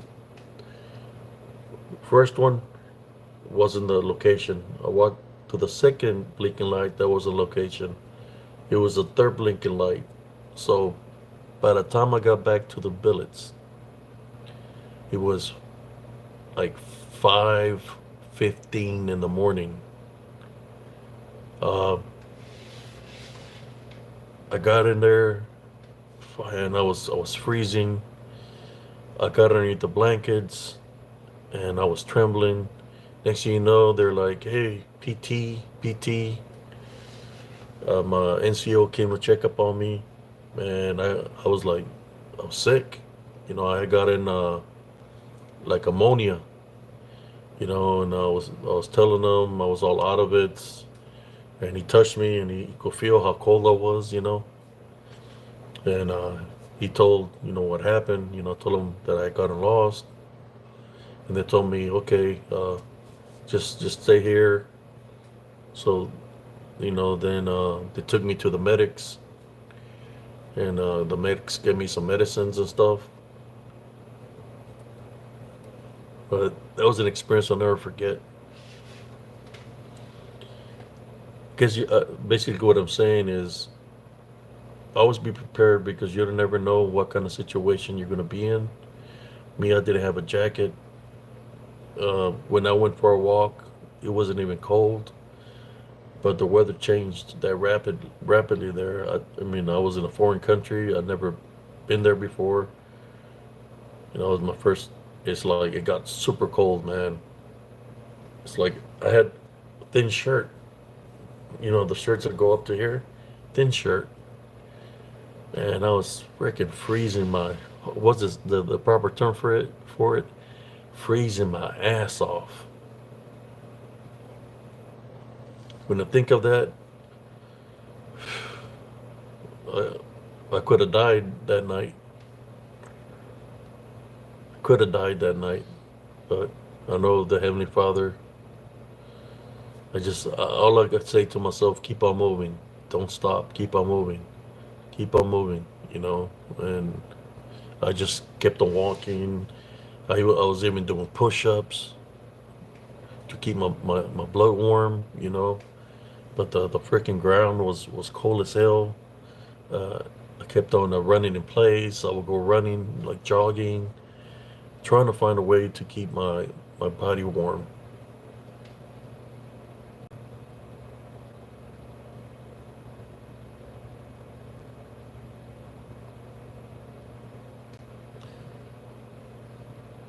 Hyperthermia, yes.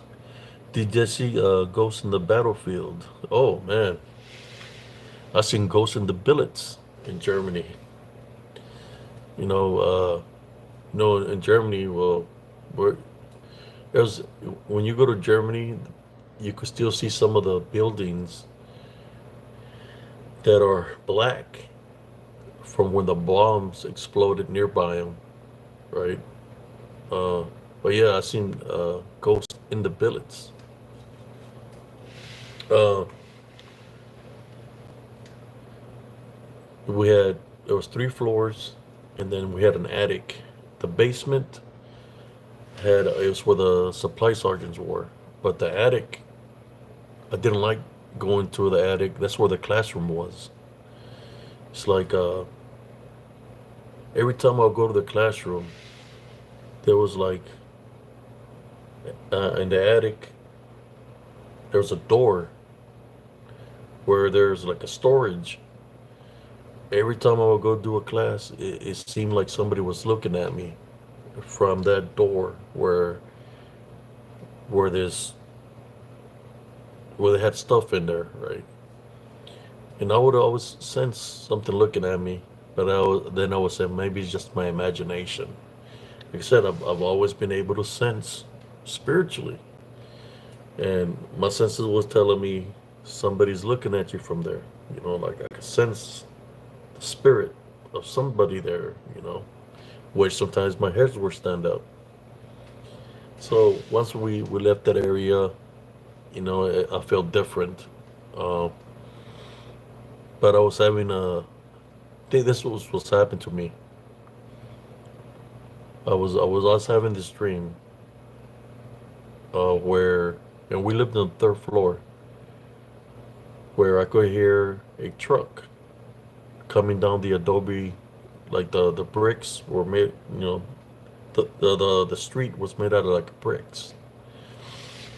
So I could hear like a truck pull up, and I could hear somebody in high heels go up the stairs, and then go to my room, come into my room, and they start choking me, you know, like a sounding like a female. They start choking me. So I'll wake up and I'll be like gasping for air, you know. So it's kind of like I felt that there was a ghost haunting me there, you know, where it was happening just like about every day, where I could hear that it was the same recurring dream where somebody's driving up, hear high heels going up, and as well, it sounded like high heels, right? And then somebody start choking me. I would get up, the rooms would be pitch dark, the door was a steel door, so I had to get up, walk, and turn on the light. When I walk and turn on the light, there would be nobody there. The room was pretty big. Uh, then one day, you know, a friend of mine, I had lent him a movie, and I was asleep. Earlier that day, I lent him a movie, so I'm there having the same dream, you know, and I hear the vehicle, so the walking of high heels up the stairs, and, and I start getting choked up. Sometimes I'll wake up with scratches, right? So I'll go there, and it's like, whew, I got up, turn on the light, open the door, and the hallway was a long hallway. because there was rooms to the right and rooms to the left. The first sergeant office and the CQs was in the center. It was just a long hallway. It had three restrooms, one in each corner, and a main shower point. So I'm just trying to get my composure, and then I see my friend walking. And he's got the movie in his hand. I said, "Hey," he's like, "I cannot give you the movie, but I heard you were busy in there." It's like, "What do you mean that I was busy? I, you have a girl in there, don't you?" Like, girl? So yeah. Guess when I came to knock on your door, I could hear the high heels inside your room. So I figured you had a girl there with you. I said, hell no, there's no girl in there. That's when I knew it was a ghost messing with me. Uh, that he heard the high heels inside the room. After that, I got moved to a different room. I just couldn't take the I couldn't be there no more because it's like it was haunting me for some reason, you know. But I'm thinking it was because like I said it before, I can sense things, so it was just showing me something. Maybe something might have happened to her in that room, you know, because it was a spirit. So why was she taking it on me? I don't know, but she was always trying to choke me, you know, it's scratching me. Yes, he heard the high heels in the room. But you got to remember one thing, brothers and sisters. What else can sound like a high heel? Hoofs can sound like a high heel. Think about that. Uh, yes, that was happening a lot. The day when they deactivated our unit, we're closing up all the. We had to deactivate. We had to paint the rooms, take all the wood out of the village because we're gonna give it back to the Germans. You know, that was my last, I guess, mission that I had before they gave me the orders to come back to the States. Uh, so I had done that. We closed that billets. What happened to me? I was in the attic painting by where that room was. Right, I painted the whole attic, the classroom, and everything. Uh, there was a lot of the people that had already gone back to the States, so that was my detail that I had to be on till I finished all that. Then they were gonna send me back to the United States, right? So I finished that. I put the seal on the door, you know, secured it. So then I had to move to a lower floor. There was a room there. You know, people were giving me stuff. People that were leaving, they were giving me all kinds of stuff. You know, but I wasn't gonna be able to take that because you can only take a certain amount of weight with you back to the States, right? Um, so I ordered a pizza, and but before that happened, when I was up there in the attic, I'm gonna go before I put the seal. I had fallen asleep on the 5 gallon jug, right? I had fallen asleep on the jug of paint on top of it. Well, I had dozed off. Um, when I woke up, there was a number 666 painted in between my legs. So I was pissed off, and I said, I'm gonna find out who played that prank on me. So you know, that's when I left. I secured it. I took, you know, I went to talk to the first sergeant, the person in charge, and I was like, "Hey, who's the one that played the prank on me that did the six?" I said, "Hey," I was mad. So nobody did that to you. I said, "You're the only one that's here. Everybody's already gone." So I'm thinking that the one that plays the 666 in between my legs was the ghost that's up there in the attic. Now, fast forwarded to that time, I ordered the pizza because I secured, sealed up the main doors with locks and seals. I'm waiting for the pizza. The pizza guy delivers it to me through the window. I give him the money. I get the pizza. As he's leaving away on the attic where I painted, the a light turns on by itself. You can see a dark apparition go to the window, and he's looking at me from that light, and he's going like this, like he's laughing, right? As he's laughing, the light just shuts off by itself. So here I go. Following day, I said, "Hey, Top, I think somebody broke into the room because I told him I ordered a pizza. I seen somebody up there in the attic looking down at me, and he was laughing. And the next thing you know, the light shuts off by itself." We go and investigate. All the seals are intact. We break the seal to make sure every window is secured. Go up to the attic to see everything secured. Go back down, and we place new seals of the one we broke. But yes, there was underground mortar pools there, and there was tunnels. In Germany, there's a lot of tunnels that go underground from city to city.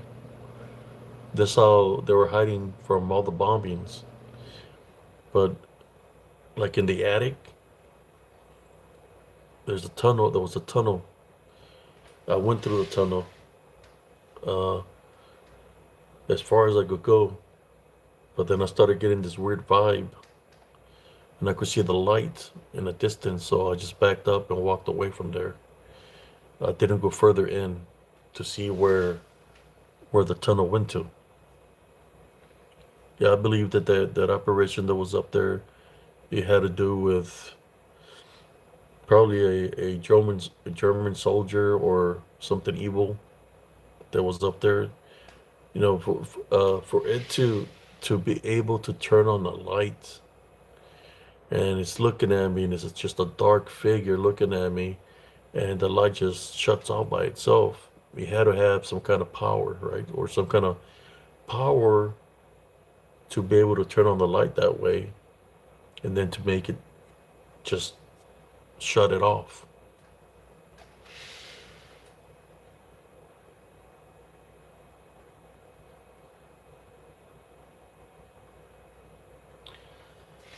Uh, yeah. Right across the battalion, there was a tank also. Well, underneath the tank, there was a hole, like a square. There were stairs that go down there, an underground motor pool. We wasn't allowed to go there. There's a lot of secrets there, in Germany. But that's one of the things that happened to me there in the billets. See what else would happen. Uh, in the mortar pool, sometimes I would see some things in the mortar pool too. It looked like to me like like spirits of soldiers, where I'll be pulling guard and I could see somebody move. So I'll go see to see what was moving back where the tanks were. Then as I'm looking, I see something moving around the corner. So I'll go running that way, and there's nobody there. Got my little flashlight. I'm looking, but I don't see nobody. I guess kind of like phantasms, or shadow figures. Okay, that's what I was seeing. Uh,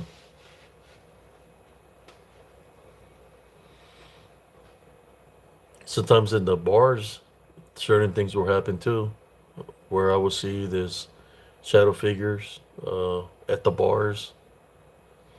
Then I would ask, "Hey, has anything crazy ever happened here?" Like, and it's like, "What do you mean?" Well, right here in this area here, have anything crazy happened?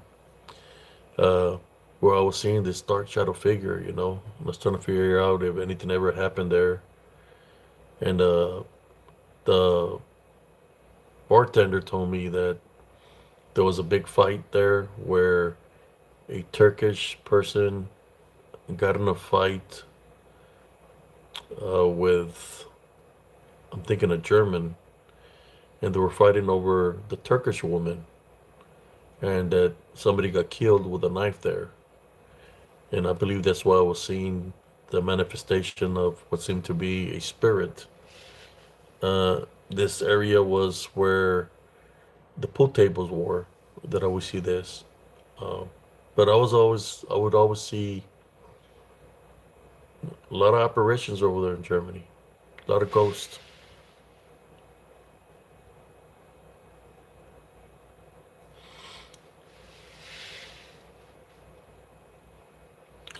I had ghosts in Homefields and Grafenbeer. I would see ghosts over there too. But we go train in the billets. The billets were made out of tin. Things will happen there too, where I could be asleep and somebody would tug my sleeping bag, and there'll be nobody there. Uh, it always felt like the crazy thing that happened to me. I was playing football. Uh, I was in Grafenwehr. Well, no, I was at Homefelds. We were playing football, and I lost my. At that time, I was married. I lost my wedding ring. Right. I I had lost my wedding ring because it got smashed by the tank, the tanker's hatch. So the ring was like kind of squished on me. So they had to cut it off. But I was playing. I had it in my pocket, and I lost it. I looked for it everywhere. I couldn't find it. Right. So we continue with the training for all that month. Come back to the billets. Go to my room. The rooms we live on, with the beds made up and everything. So when I go into my room, this is a bit like I lost my ring like the first week there. I went into my room, and right on the center of the bed was the ring I lost. How it got there, I do not know. That's the first thing I see was my ring I lost in the center of my bed. That's crazy, ain't it? Till this day, I don't know how it got there.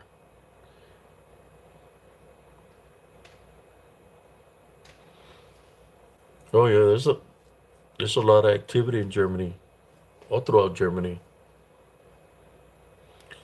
I mean, I probably could have seen more spirits, but when I'll be in the economy, I'll be a little bit. I'll be drinking with my friends, so if I did see some spirits, I mistook them for the Germans, drinking that Helles Weissen. Eins Helles Weissen bitte. I mean, the if there was a ghost or phantasm, he could have said boo to me, and I probably laughed at it because I'm in the spirit world, asshole. I was feeling good.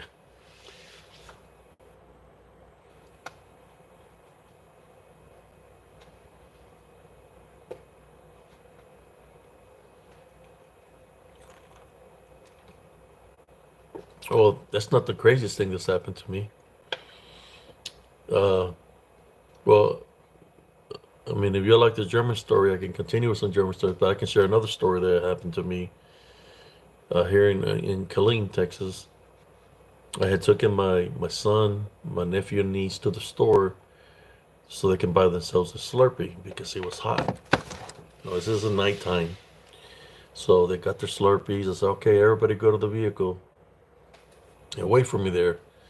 So I paid and I go outside. I'm walking, right? Out of the sky. It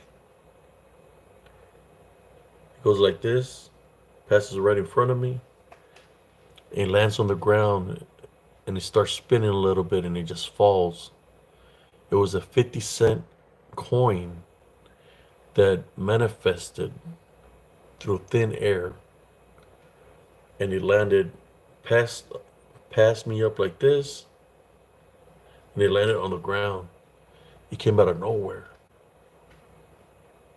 50-cent coin came out of thin air. And I'm looking around, I was like, where did this coin come from? And I was walking on the sidewalk and he just landed right in front of me. Has that ever happened to anybody here?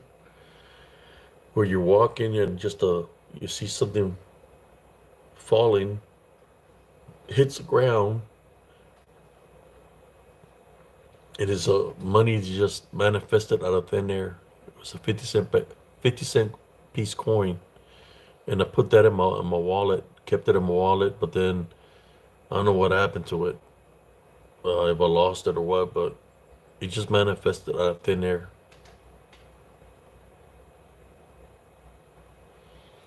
Yeah, that one was kind of creepy because it just came out of nowhere. It was a 50-cent coin that manifested out of thin air, and I was, it's kind of like a time rift or a portal might have opened, and it just dropped that coin right in front of me. You know, or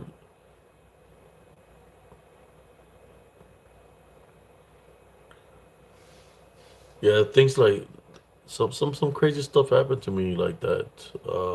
I share another story when I was in Germany. When we talk about ghosts and apparitions or things from the paranormal that we might not understand. The person I was married to, we were just really friends. Um, we were really friends, but I kind of got trapped in a shotgun wedding because she supposedly was pregnant from with a friend of mine, whatever.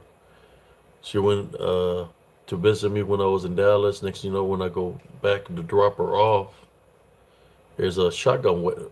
I'm saying a shotgun wedding. All I know is there's a lot of people there. They got a tuxedo for me, and I'm looking at her. Say, "Hey, you gonna tell them the truth?" She's not saying nothing, and it's like I literally uh, got married without wanting to get married. Just put it that way. So that's why I call it a shotgun wedding because I was in the ranch.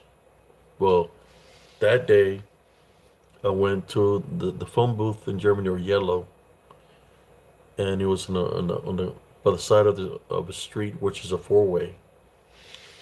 I was trying to call her to tell her, hey, have you told your parents the truth? I was trying to call her about trying to get a divorce and all this stuff, but she wouldn't answer the phone. So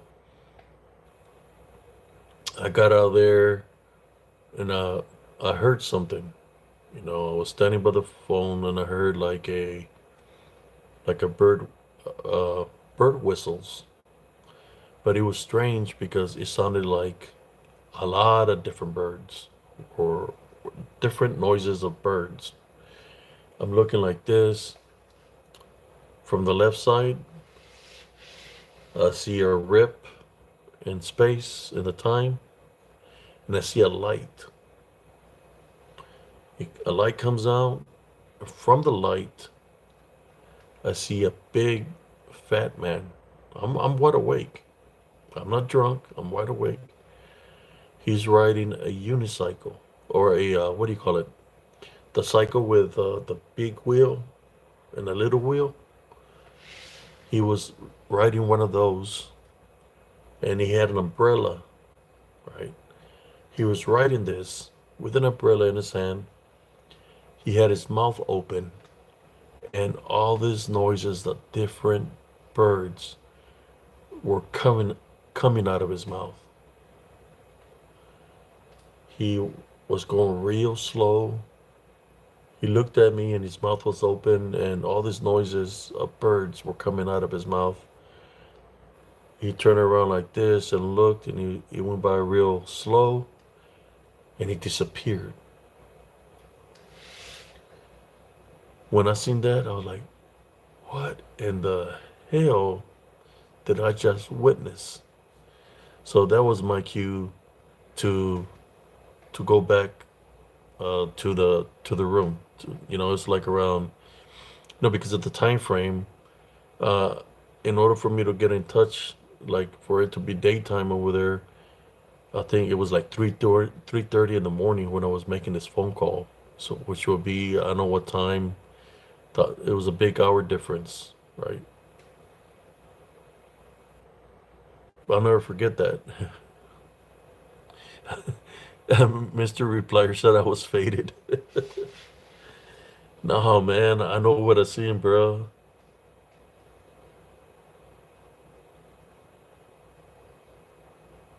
Oh man, it's crazy. There, Sister Cheryl.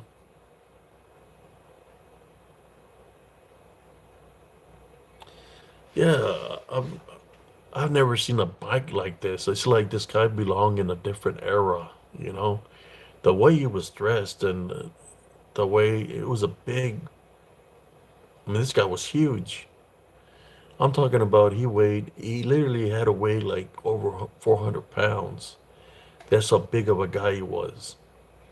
And I'm like, how is this big guy riding this weird bike with a big wheel and a little tire and it's not breaking? And he's got an umbrella in his hand. His mouth is open and all this different noises of birds are passing. He passed right in front of me and disappeared. And it's like that was my cue to go back. Yeah, it was the big. It's like a big wheel on the way it was weird. It was like, let me see, was it? Yeah, it's it was one of those old bikes from back in the day, man. It's kind of like it was a ghost, or either a ghost or something dealing with time. Maybe a time traveler. When people say, "Oh, that's a time traveler," something of that nature.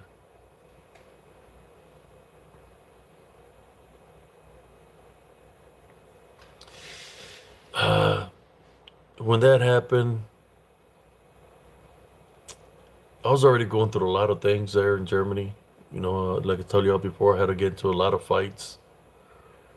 Yeah, it was like a warning of some sort, or like something was keeping an eye on me.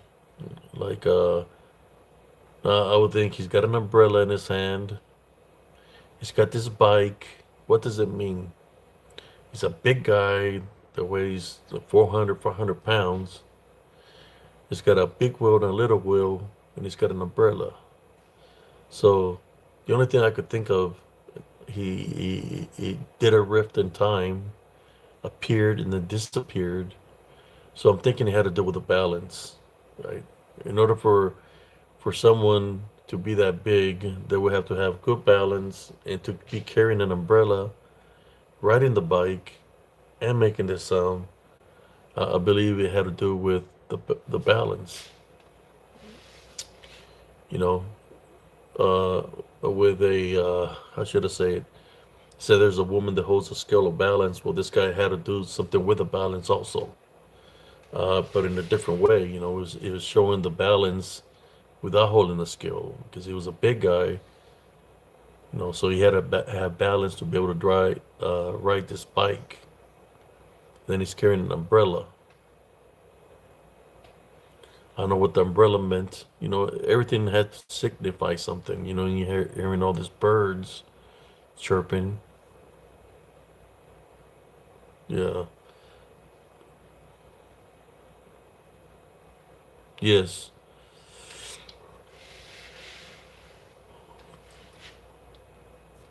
But it was 3:30 in the morning. I said, so I guess I must be tired. No, but I wasn't that tired that I was falling asleep in there. I was wide awake. It's just the way it happened, you know. It's like something that it's one of those things that you see something like that you're never going to forget it, you know.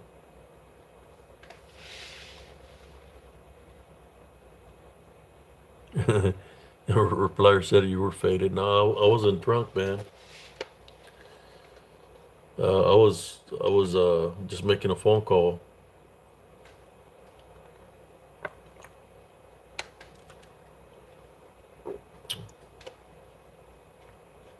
I think I seen something like it looked like what do you call it? Like Jack the Ripper. There's one had gone. So when I would go out there by myself and party, I was walking from the club and I could feel like somebody was following me, and I was seeing this.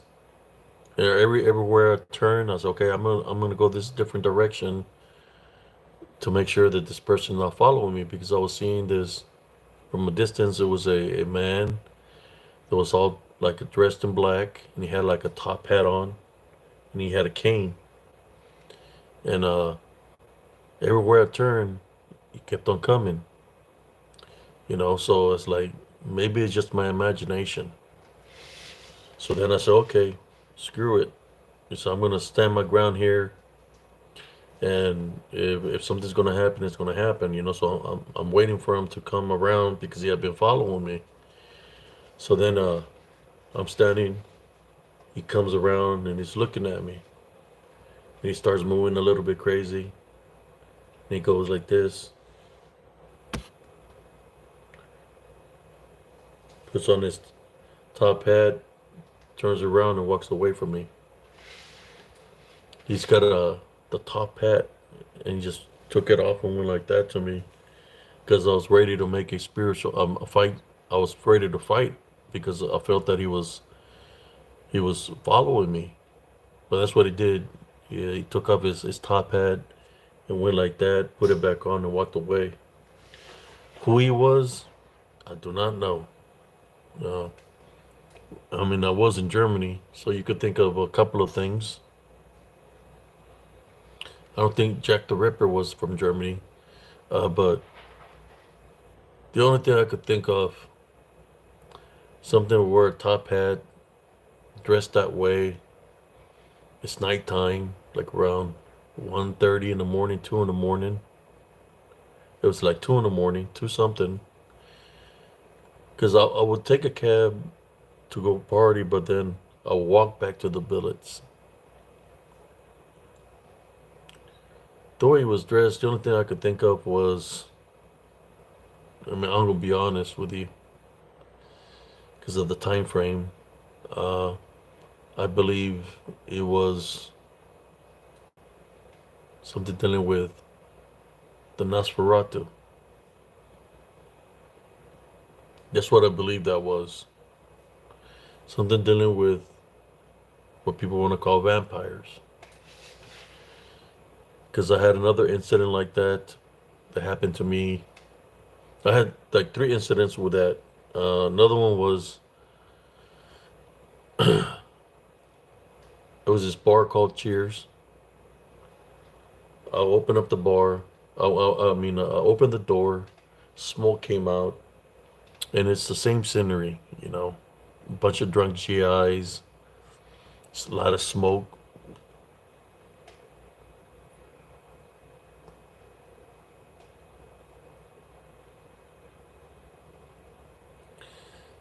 Uh, so I said to myself, you know what? I'm gonna save the money I got in my pocket. Go back to the billets.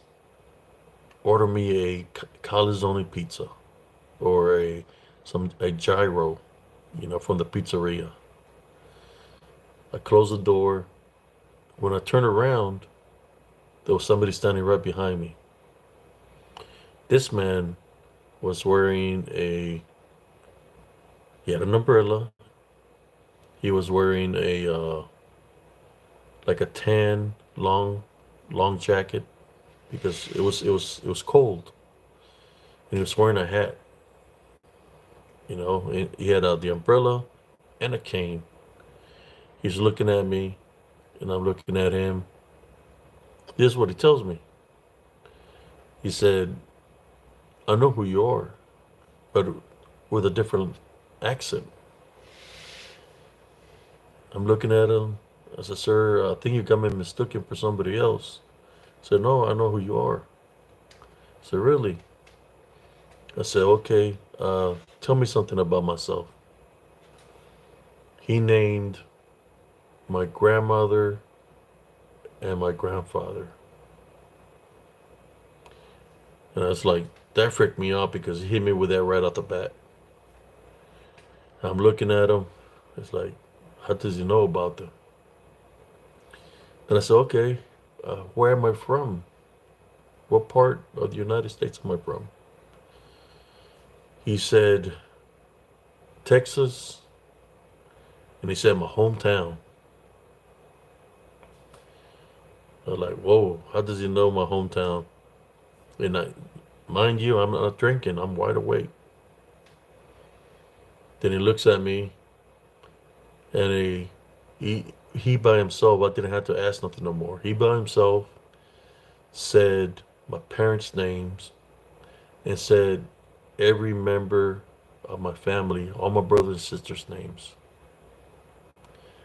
But the first thing he said, I know who your grandmother and grandfather are. I looked at him and I said, you have a nice evening, sir. And I walked away because I didn't want to know who I was dealing with. There was two things that came to mind. Either something demonic, because it was nighttime, or, like I said, the Nosferatu, because, they can read your mind and stuff like that. But I do remember when the German war, that in our town, that they had a camp where they kept the POWs, the Germans there. So is it possible that that's a time frame when my grandmother, grandfather were alive, that maybe he didn't know them, or should I say, maybe it was a Nosferatu or something of that nature? I don't know. The only thing I knew, he knew everything about me. I never asked him for his name or anything. I just walked away from him. What do you think about that? And I wasn't drinking. I was sober.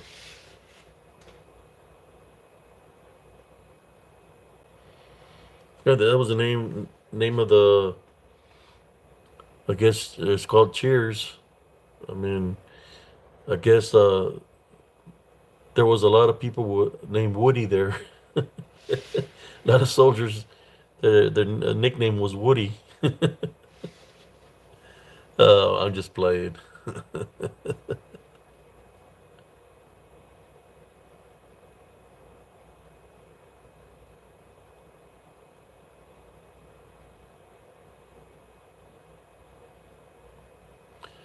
Here we go. Here's a troll, and that troll is out of here.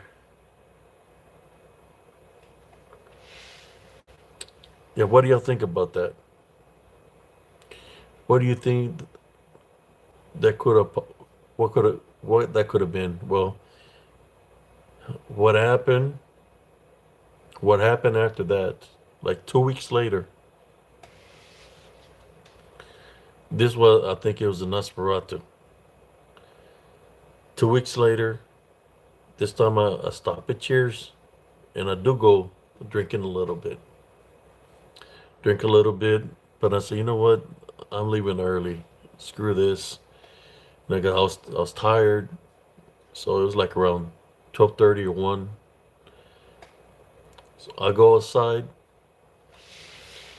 and I'm debating whether I'm gonna take a cab or just walk back to the billets. There's a park in front of Cheers, right? I see a woman with like a white nightgown walking slowly across a park, looking at me, coming towards me. It's cold as hell, and she's barefooted. She looks pale from the face. I'm standing there. She's walking. She crosses the street, gets right in front of me. She tells me, I want you to go with me to my room. I was like, what do you mean to your room? And I said, where's your room? She turned around, moved real slowly, and she pointed. There was like a light, lamp light on in the room. She was like, I want you to come with me. And it's kind of like you could see right, like, see her body and everything, like she was like naked. So I'm looking at her and I said, ma'am, I don't, I said, I think there's other GIs that probably will take your offer, but I don't want to take your offer. Uh, I'm going back to the billets. And she said, no, I want you to come with me now. And I said, no, ma'am, I'm good. And I walked away from her. That's the reason I'm thinking that it could have been Nosferatu. That, or she could have been possibly a ghost because her face was pale. It was cold as hell. She was barefooted in a lingerie walking through the park like if nothing.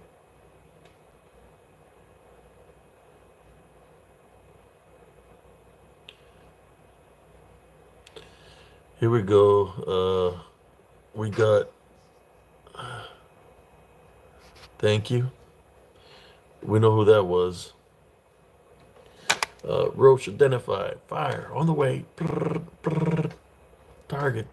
Ceasefire.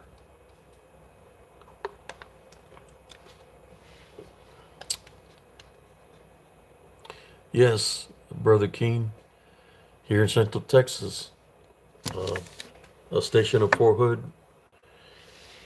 for about 9 years. After I came back from Germany, uh, yes, Central Texas, there's a lot of skinwalkers. You don't have to find them; they'll find you. Thank you for booting them out.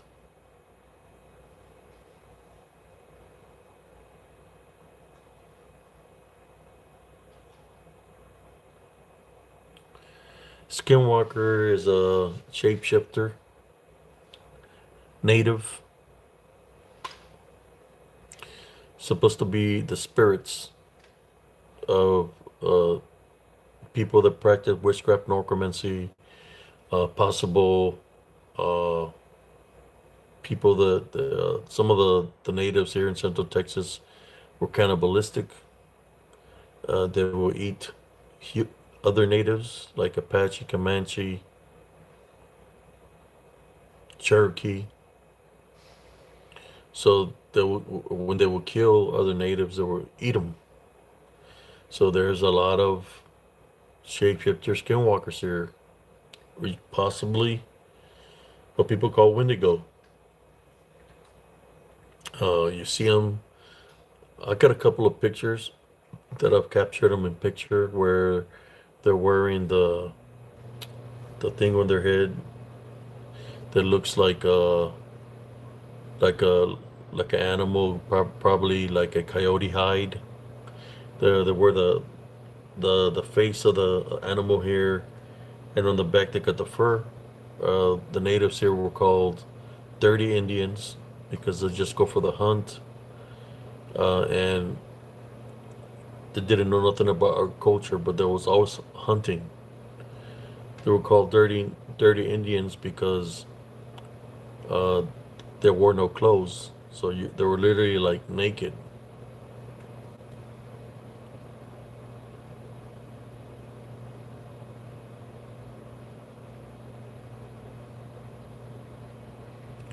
Have you scared one of them?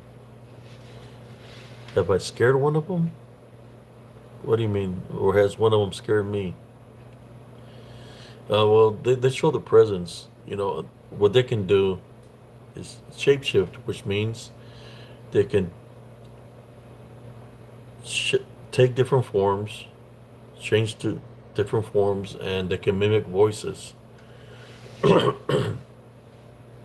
Sometimes, like at the park where I lived, the mobile home park, that was a park. I could sit. I'm gonna give you some examples of it. For those that don't know, I could be sitting on the bench, right? Because I liked Mother Nature, right? And I like to feel the breeze, especially here in Texas. It gets hot, so at nighttime, late at night, is when it's fresh, right? Uh, my AC had broken down, so I would go sit down on the bench till it cooled down some before I would go back into my home. So I could be sitting down on the bench. Next thing you know, out of the woods, you could hear somebody laughing, and it's echoing through the park. I was like, just my imagination. And then I could hear them not just laugh, but say my name, and it would echo through the park. And after they said my name, they would be laughing. So it was like I would get up and I said to myself, okay, it's time for me to go. But because they're there in the land, so they probably knew my name because they heard my name, so they can mimic. Like if my sister said my name, my nephews or my son, they can mimic that. Uh, the way I found out about the Skinwalker shapeshifters, because I don't know if y'all know, but I have I came out on an episode on Terror in the Woods, season 3, episode 2, and it's called Something Is Out There. Terror in the Woods, season 3, episode 2, and it's dealing with Elms Grove in Killeen, Texas, where I used to live. What initially got me uh, to find out what was going on in the area where I lived is uh,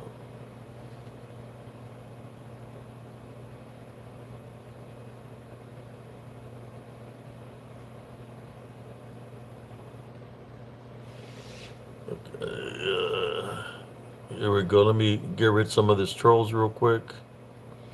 Uh, okay, I got rid of the trolls. There was two trolls. Okay, I'm gonna continue. And if y'all haven't watched it, it's called Terror in the Woods, season 3, episode 2. Something Is Out There. It's in all platforms right now, but it's dealing with the episode of what happened to me, my experience there in Elms Grove. Is one day, it was during the day. I was My son was playing at the swings and the slide with my friend's daughter. They're like 1 year apart. And I wanted to show my friend the creek. So she was checking it out, and you could see the water going through the creek. When kids play, you can hear them playing. Next thing you know, we don't hear them no more. So we wasn't that far away from them. So we walked back onto the park, and I'm looking, and I can't find them. We can't find them. So that park has two parks. So we went to the other side of the park. We couldn't find them there. We went back to see if they'd gone back to the swings or to the slide. We couldn't find them. So I went home. I said, well, maybe they're home playing the Sega Genesis. This happened like around, let me see, two, see, the one,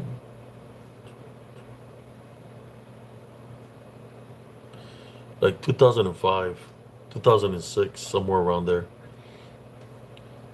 We'll go home. My sister's there, and I say, hey, Have you seen? I went to the room. He wasn't in the room. She wasn't in the room. So we're trying to find us. We can't find them. We don't know where they're at. So my friend starts like freaking out. You know, she start crying. So I say, hey, I went to search some more. We had been searching for about 20 minutes. We couldn't find them. So I told them, call the cops. They're calling the cops. I went back to the park. As I went back to the park, the sun was already going to set. And I was yelling for my son, you know. I couldn't find him. And as I was looking, I seen something over a bush. Like I could see a little bit of his hair because my son was a tall boy. So I could see like his hair sticking over the bush was here and his hair was like up. So I ran that ways. As I ran over there, went into the woods, I see my son and I see uh, my daughter's my friend's daughter. They were both standing side by side. They were in front of a tree, and they were like in a hypnotic state where I was trying to get their attention. They wouldn't respond to me. It's kind of like they were in a trance-like state. You know, they wouldn't respond to me or nothing. So after a while, both of them say this at the same time. They said the man in black. I would answer my question because I was asking, "What are y'all doing here?" Both of them said, "The man in black called us here." And then I'm yelling for my friend and for my sister, and I'm telling them I found him. So they come, they take him. So I go searching for the woods in the woods.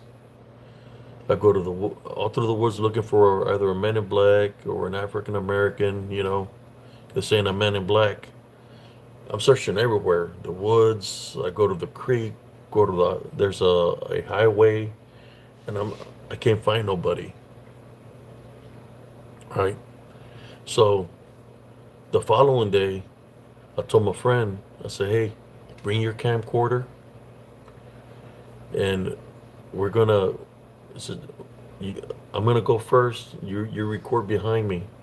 So if we see this man in black that they're talking about, so like that we could turn him to the police, or if I gotta subdue him or capture him, I'm gonna capture him myself. So we go walking on the path, and she's got the camcorder behind me, and I'm walking.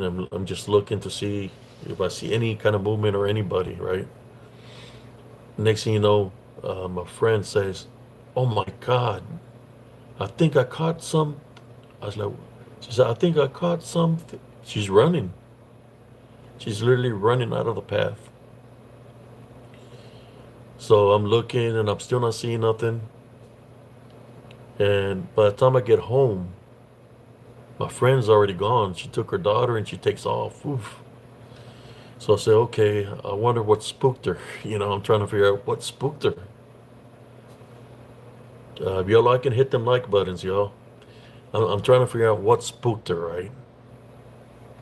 So I get my son and we drive to her house. Get her house, and she's saying, she's like freaked out. I say, hey, what's going on, Bill? I think I caught something, Abe. I said, and I'm scared. It's like, let me see the footage. So she gave me the camcorder, and I'm looking. You know, it's got the little thing. I'm looking at the film. I'm looking. Then I hear when she says, "Oh my God." I'm looking. I said, okay, let me replay it again.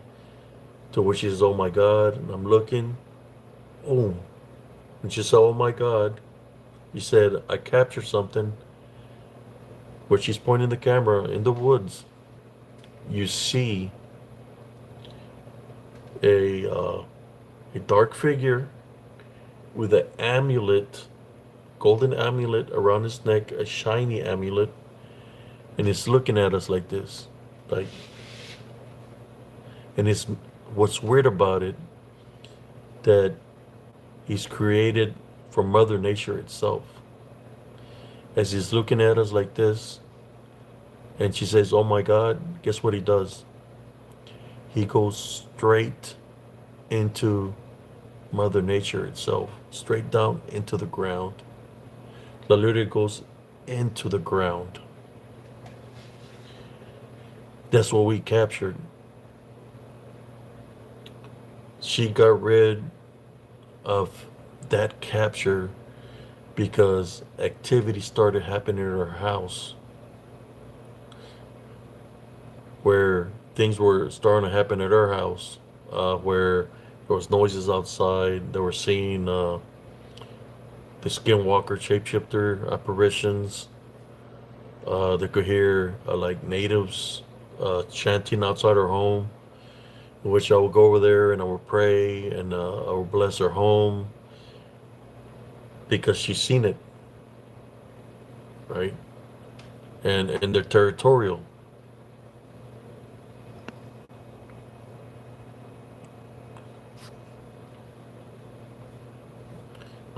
Maybe one day I'll bring her here if she's got time so she can share that day, that experience, because she's the one that captured it on video of what she witnessed. Whatever it was, you know, whether it was through shapeshifter skinwalker or some kind of witchcraft or necromancy, it was straight into the ground, and it was black. It was black, like that we're talking about Men in Black, uh, possible shapeshifter skinwalker.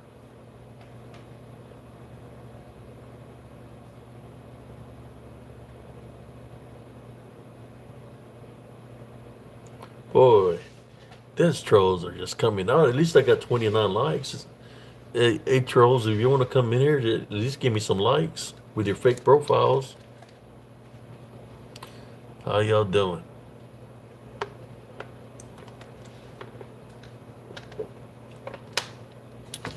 After that incident, there was a. I'm going to continue with this skinwalker. After the incident, there was a Philippine lady that lived right by near that path in the mobile home park. She seen me going through the woods because there was a path that cuts. It was a shortcut to go to the highway that you can cross a bridge and go to the closest store, which was a Family Dollar. She told me, "Hey," and she called me. I went up to her. She's like, "Don't go through there." It's like, "What do you mean?" I said, "There's something evil there." It's like, "What do you mean evil?" I said, "Well, something very evil." And I said, "Can you elaborate what you're talking about?" And she said that this is what she told me. She said she was picking flowers in the woods. As she was picking flowers in the woods, that this giant snake came out of the woods, wrapped itself around her, and it spoke to her. As the snake was spoken to her, she said it had red eyes. She never told me what the snake told her, but the only thing she told me was, don't go in there, keep your children out of there, because there's something evil in there. In which, I took that to hit because what had happened, what I had seen in the film. Then there was another incident, I'm gonna get into it, where she had a son. Well, I seen somebody in her yard standing outside the gate or shed,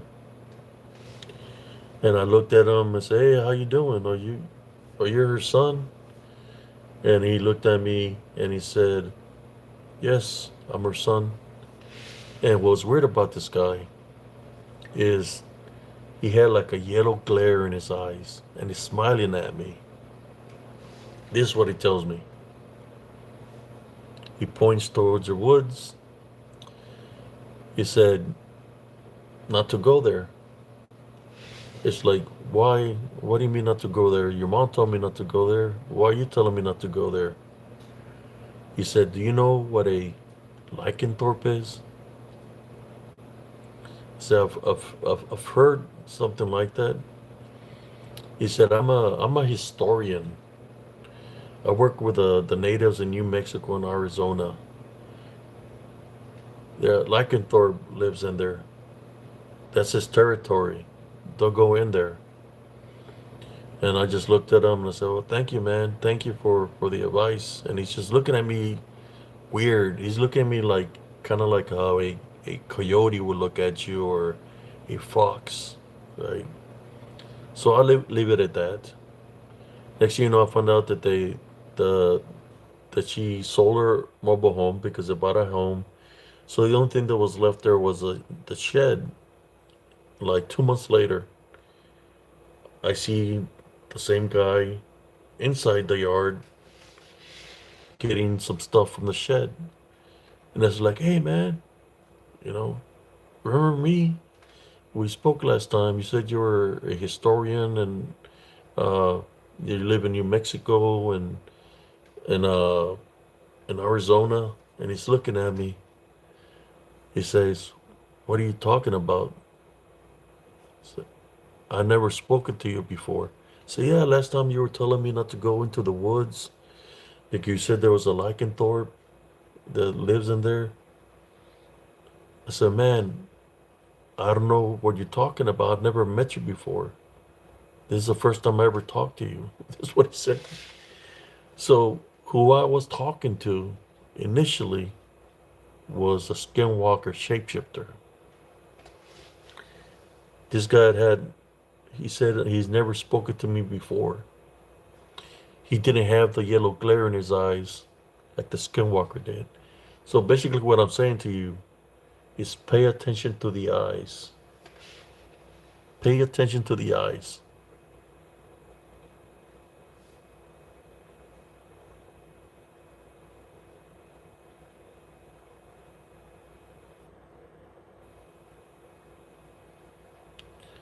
Oh wow. Yes, it happens like that too. Just here to watch. I was speaking about what happened to me in Germany, when how the ghost was coming, choking me. I could hear the high heels going up the stairs, and the door will open, and I will get choked out. It's happening every night. But yes, and the story continues with this shapeshifter skinwalker because I've seen it know it was always messing with me. You know, it was one day. I'm gonna tell you the experiences that I had with the skinwalker shapeshifters. It was one day that my chihuahua was barking. Normally, when it would bark, is because somebody's outside. I went outside and I seen a fox, a red fox, in my yard, and it's looking at me, and I'm looking at it, and he's got that yellowish glare in his eye. So the fox is not moving; he's just looking at me. So I go up to the fox a little bit, and he's still looking at me. He's not running away, which it seemed kind of odd to me. So the fox turned around, started walking away from me. I start following the fox because it felt weird to me, like the way it was acting. So I followed the fox. It ran around a mobile home. As I went around the mobile home, which was Miss Kent's mobile home, which there's a street. It wasn't the fox anymore. This is what I witnessed. When we talk about shapeshifter skinwalkers, what I witnessed was what seemed to be a native man that was naked, because I could see his his buttocks, his legs, and he was kind of hunchback, right? Like like he was walking hunchback, and I could see a fur on his back, what seemed to be the fur of a coyote, and on top of his head, you could see like the the animal head on top of his normal head. So I'm following him. It's cold as hell. Cold. It's a cold evening. This guy's barefooted. And I'm like, where did this guy come from? This is in a mobile home park where there's lights and everything. So I start following up the hill. He takes a left. I take a left. I'm like probably 10 feet away from him. Just walking right behind him. He goes up to the exit, to the stop sign, takes a right. I, I follow him. I'm trying to see where he's going. So he's walking like that, hunchback. I follow him. He passes an embark, turns, uh, going towards the airport, the old airport in Killeen. I'm walking behind him. He's walking along the fence by the embark. He takes a left. I'm right behind him. I see him. He's going along the fence, and he goes behind a bush. I'm like, man, I guess he's. I was like in my mind, I guess he's homeless. I'm seeing this as I'm looking at the bush. I'm saying, well, let's say he comes from behind the bush. Uh, this is what I witnessed. I see a Saint Bernard, like a Cujo, right? Runs from behind the bush to another bush. So I'm looking for that old man with the fur on his back, or for the Saint Bernard to move from behind the bushes. I'm not seeing a movement. From the bush where the Saint Bernard was, I see a bird fly away. It looked like a raven. It flew away. So I said, okay, we're gonna debunk this. I go along the fence. I said, okay, the old man's gotta be here behind this bush because that's where I seen him. I go by the fence and go right by where the bush was. Nobody there. Then I look further up to where the other bush is, and I did not see no Saint Bernard. And that's when I said, what did I just witness? It is a skinwalker shapeshifter. It was in the form of the skinwalker shapeshifted into a Saint Bernard. Well, first it was the red fox. That was his manifestation. Then he shapeshifted back to skinwalker. Then he changed form to the Saint Bernard. Then he turned into the raven. That was my skinwalker shapeshifter experience that I witnessed. I never got close enough to try to tackle him or nothing or anything like that because he looked like an old man. Uh, but that was my experience of the skinwalker shapeshifter that I encountered in Elms Grove in Killeen, Texas.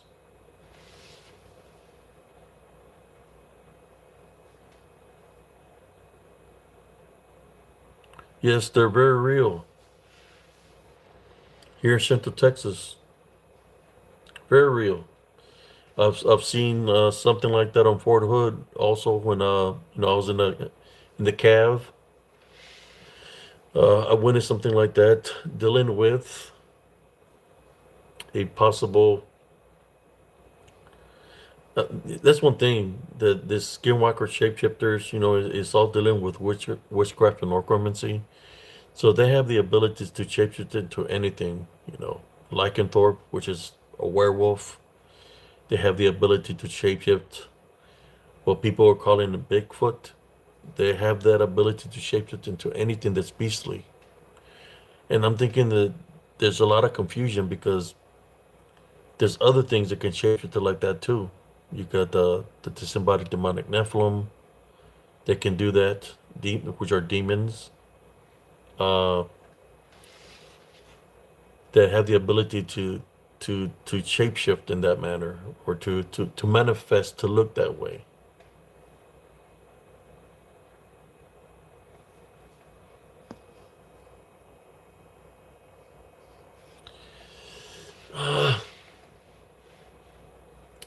If I were to tell you to place silver in the four corners of your home, I would tell you that. The reason I say that is not because of the silver bullet. It's because of something that happened to me. I'm gonna share the story with you. I mean, if you want to hear the story, give me a thumbs up, and I'll share the story with you. Yes, tree doubles. You're welcome.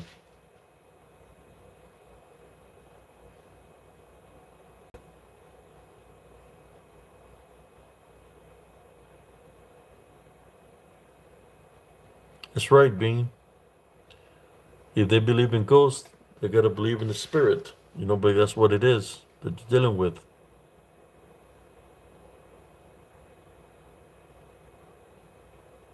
If y'all liking this video, give me a thumbs up, y'all. Man, 40, 41. Oh my God. Thank you, man. I feel so blessed. Uh, this is what I do here in Spiritual Encrypted Encounters. I share my encounters, and man, I can say y'all want to hear more about the shapeshifter skinwalker. I can. I do have some more stories of what happened there in Elms Grove. I'll share two more. I can share two more if you like. Now, I just wanted to see some of the comments, see if anybody's got any questions. Well, Sean Bobet, I, I can take you to the location so you can experience it yourself. That they are there.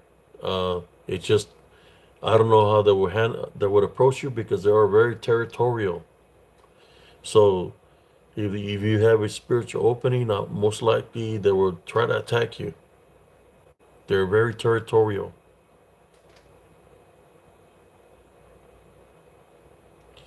I live in Texas. This is in Central Texas, right by Fort Hood, Fort Cavazos.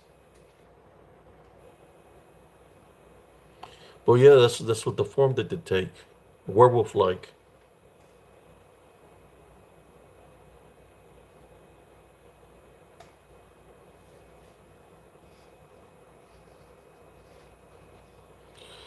It's just a manifestation that they take.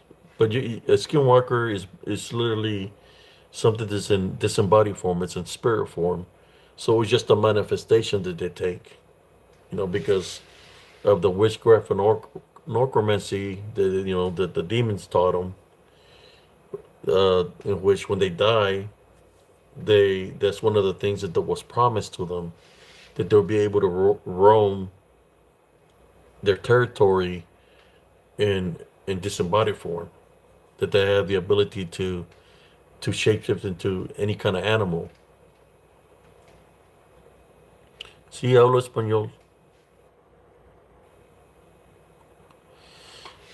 I'm just letting you know that you can have a weapon with you.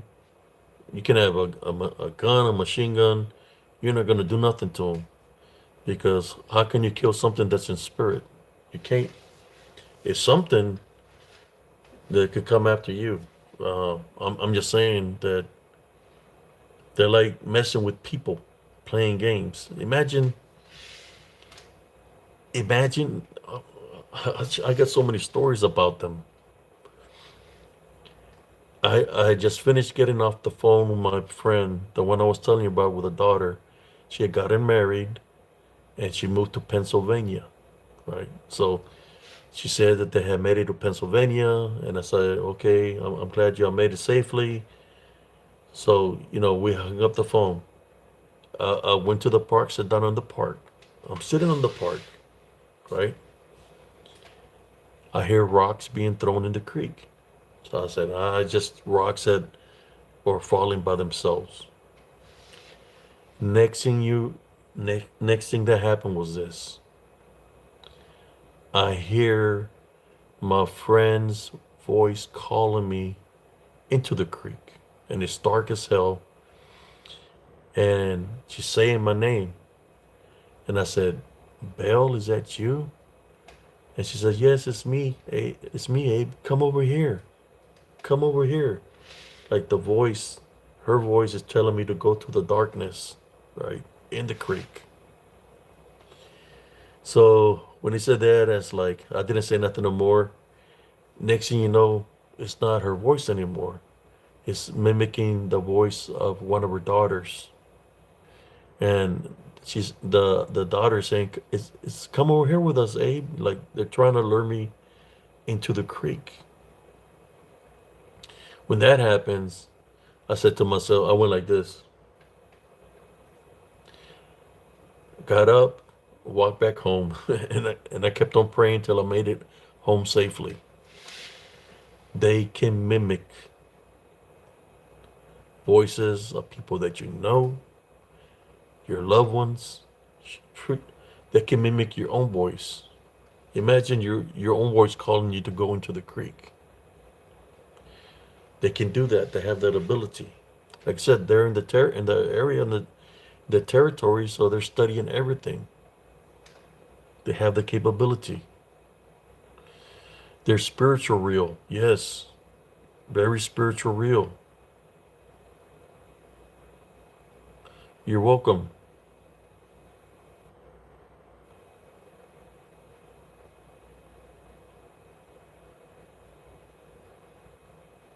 Light.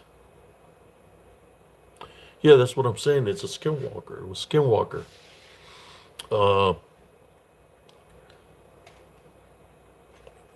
I'll give you. I got some stories to share with y'all.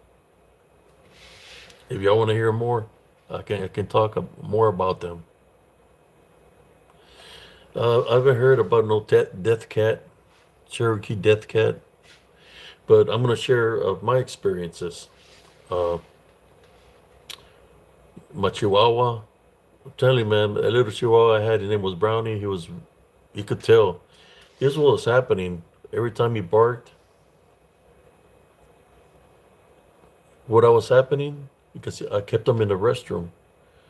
I was waking up, the screen window was being pulled off by something. I don't know how many times I replaced the screen window, but something was trying to take my Chihuahua.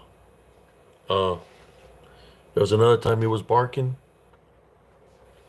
I went outside. I'm looking, and I see on my neighbor, mobile homes are not that far away from each other. There was a street on my neighbor's porch. His light was on. I see a woman sitting on his porch, and I'm looking over there, like looking at her. She gets up. She's got a smile on her face. Walks down the porch, and she's looking at me, and I'm looking at her. She's smiling at me, and I'm like, "There's no way." There's, I was like, "There's no way." And she's smiling at me, and I say, "Our Father who art in heaven."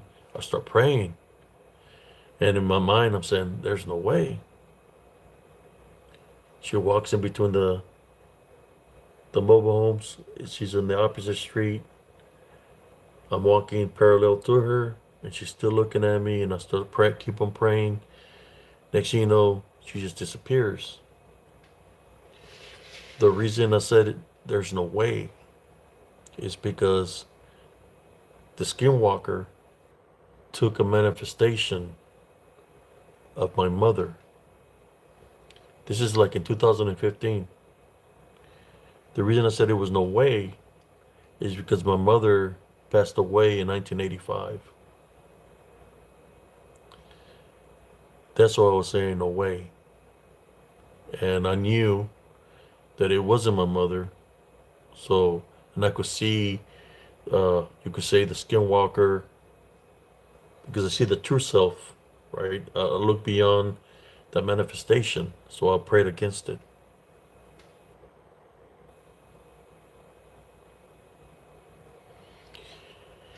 They try to find any, they know they're in spirit.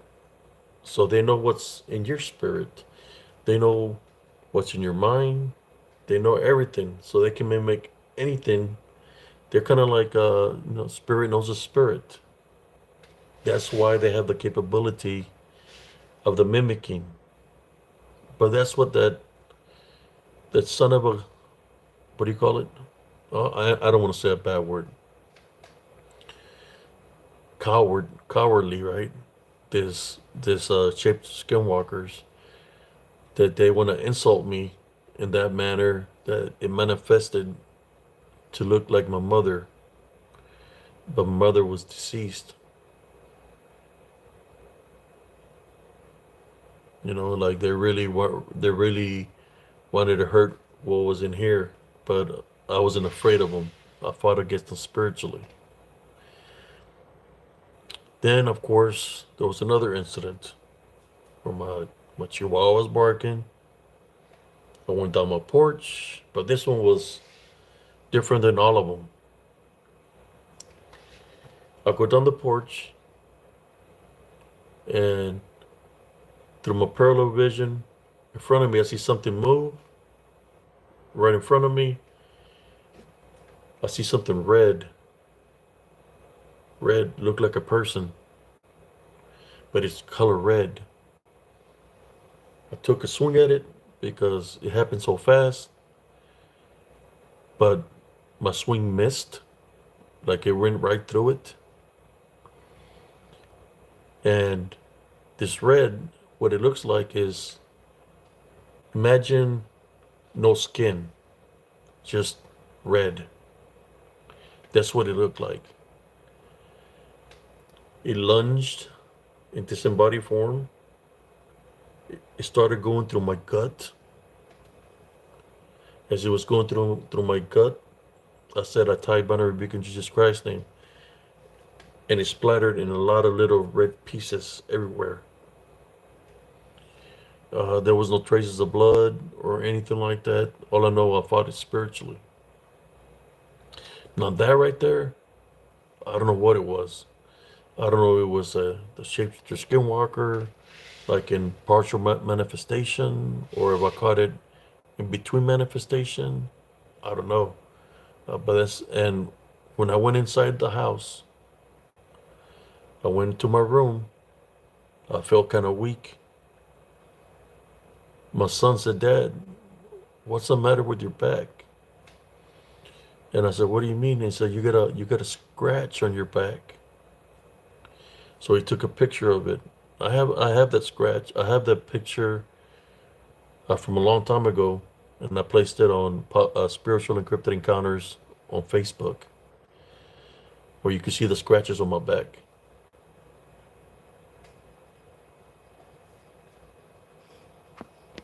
You've seen ghosts.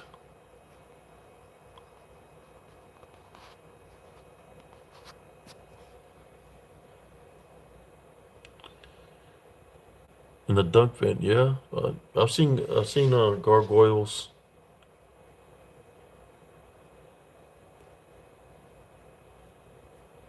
Yes, yes. El Duderino. They're the same. They're all from natives used to say that they're demonic in nature. Uh, they're the same. The Bigfoot, the Bigfoots, the dogmen or any cryptid, because that's what they do. The shapeshifter skinwalkers, they can manifest into anything. Shadow figures, uh, into anything.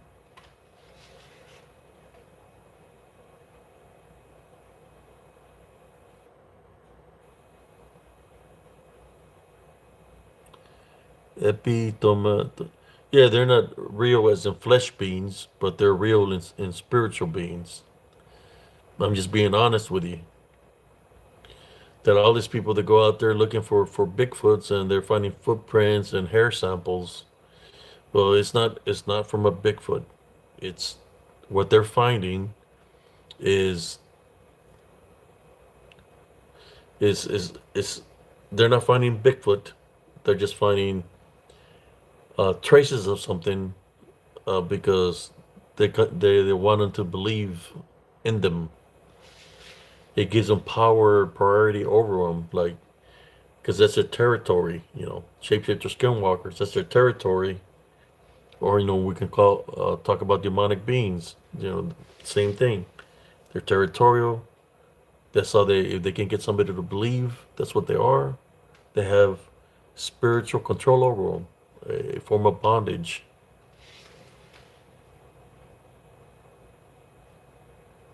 Yes, they can attach themselves to you.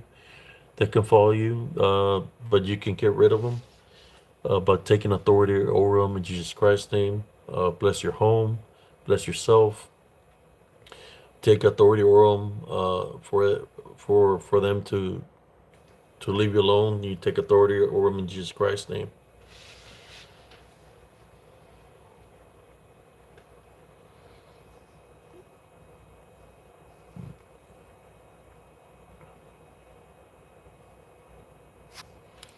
I'm trying my best to read all the comments here. Man, we got 51 likes and 68 people here. Oh man, see, there was people that warned me when I moved there. I bought a mobile home. No, I said, well, this is the place where my son's gonna grow. There's a park and there's a swimming pool, and we're gonna have some fun. And it turned out to be not a good place to stay. There was this guy, right? Because I would go walking at nighttime. He lived in the outskirts of the mobile home park, and he was always welding, right? And he would tell me, "Hey, if I was you, I want to be walking out there at night." And I'll say, "Why? Why don't you want me to walk out there at night?" He said, "Because there's something out there." I was like, "What do you mean?" "So you don't see my target I got set up over there?" I said, "Yeah." "Well, that's where they come every night." I said, "What do you mean they come every night?" He said, "There's werewolf-like creatures. They go stand over there, and when they're over there, I try to hit them with arrows. But every time I shoot at them, I miss them. But they stand right there." He was smoking weed. I said, this guy probably high. He don't know what he's talking about. So I would ignore him, but I would still stop by and talk to him, and I'll go for my walks.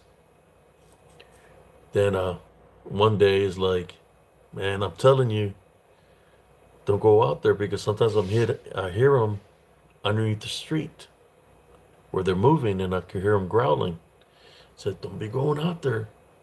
I'm telling you, there's something out there. It's like, man. Say I'll tell him I was in the military. I'm not worried about animals or anything like that. So just I just go for my walk. Then one day he said, "Look, I know you probably think I'm crazy because I smoke a little bit of weed, but I want to show you something. To I want to show you something, and I never let nobody in my house, but I want to show you something." So he invited me inside his home. This guy had crosses on every window in his home. He had weapons by every window, every hallway, like everywhere throughout his house. There was weapons, there was knives. And I was like, why do you got all this like this? I'm telling you, there's something out there, man. They try to come to my home. They come bang on my wall at nighttime. They're trying to break in. I said, they're trying to attack me. There's something out there. He took me outside to the side of the wall that he was talking about, and you could see where there was scratches and indentions on the wall. And I was like, whoa, this guy is really being truthful. Then one day he told me, he said, "Hey man, I think I found a finger out there." I was like, "What do you mean a finger?" He said, "I found a finger which seemed to be of a kid." A finger of a kid? I said, "Yes." I said, "I put it in a Ziploc bag and I send it up to Dallas so they can find out who that finger belongs to, or if it's, they can do some test, DNA test." He said he found a finger of a boy out there. I'm just sharing how crazy it was. And like I said, I was buying my mobile home, so it's kind of like I got stuck there, living in this area where a lot of things were happening. Another thing that was happening, there was missing animals throughout the park, around the park, and the other neighborhoods. People were missing their dogs, their cats. Uh, I was finding tails of cats and dogs in the park, shredded bamboo all over the park, by the picnic tables. Just a lot of crazy stuff that was happening, man.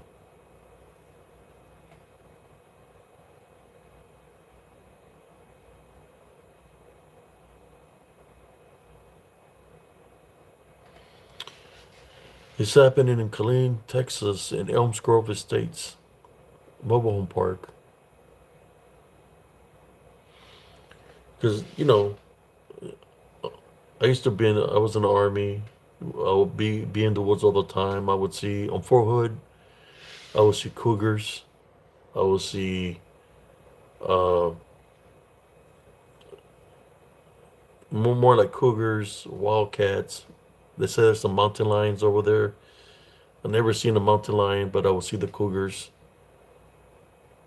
uh, wildcats. I've seen a couple of javelinas, but I never really seen anything else besides that. Just a lot of strange events. On Fort Hood itself, when now it's called Fort Cavazos, there was ranges where we go to and train. There was a certain mountain range that was protected by the MPs that we wasn't allowed to go there. We wasn't allowed to go there because it was native Indian burial ground. So they kept that area secured 24 hours a day. There'll be MPs guarding it. Nobody was allowed up there. I used to, I got off the tanks for a little bit and I was working for the S3, which is Center of Operations. And I was uh, their PC driver, which we had a talk. We were set up to talk up on the mountain ranges or the hills. I had an incident that happened where I was set up to talk. I was a night shift, and I was in charge of making sure that the generator was operational all throughout the night. So this evening, it was raining outside, and I had to go put some old gas in the generator, put some oil in it. So it was raining pretty hard, and as I was servicing the generator, rocks were being thrown at me. Landing beside me, I had my Kevlar on. One of them hit me on the Kevlar and it bounced off my Kevlar. And I'm looking, and they're big, like big rocks being thrown. They're landing all around me. I'm like, what the hell? And it's raining, and they're landing on me, around me, and I'm like trying to hurry up. And there's rocks just falling everywhere around me. So I service it and I take off running inside as the rocks are being thrown at me. And I'm thinking it's my NCO that's in charge of me that's messing with me.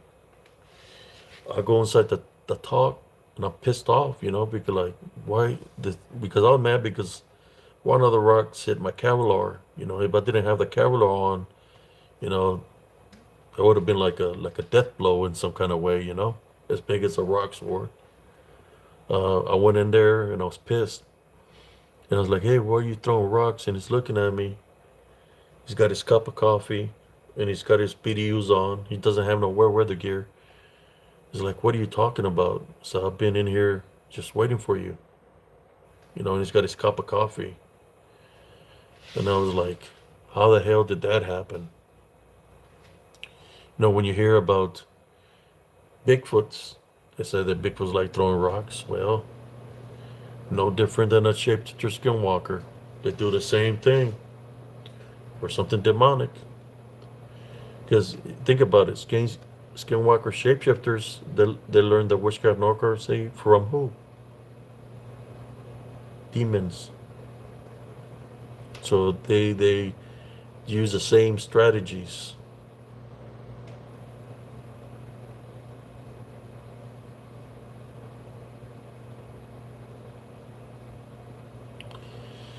Yeah, it was on top of a Monterey. We have to set up on high bridges so we set up an antenna so we could have good frequency on our, because we're in charge of the whole battalion, right? And we have a map, we're placed where the tanks were and stuff like that. That's an experience I had up there. That the following morning after that incident, the sergeant major was yelling. He was pissed off. I don't know what he was yelling for. So I went to go find out what was going on. The tents were green and they have the camonet over it, which is camouflage. I said, what's the matter, sergeant major? He's like, who was a sick mother that did this shit? It's like, what are you talking about? Look. I look in between the camonet and the tent. I seen a big pile of crap. I've seen cow manure, horse manure. This wasn't it. This was way bigger than that. And it was right by the tent as if somebody marked its territory saying, this is my territory. So guess who got stuck on that detail? To remove the big pile of crap. I did. I got stuck on that detail. I had to move it away from the tents.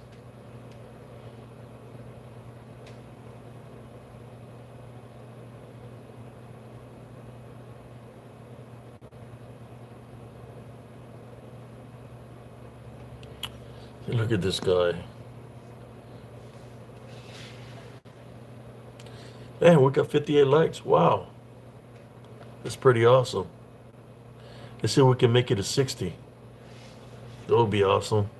I think that's like the most likes I've ever had. Oh, shoot, we got it 60. So, that happens. Then they put me back to work for a line unit as a tanker. I did that for about a year. So they put me back to a line unit, which was in Delta Company. So we got on a detail to guard the towers, all the range towers where all the tanks go train, right? We're in charge of guarding the towers for about a week, 2 weeks. So I was in charge of Clabber Creek, and we're supposed to do a radio check every hour of the hour.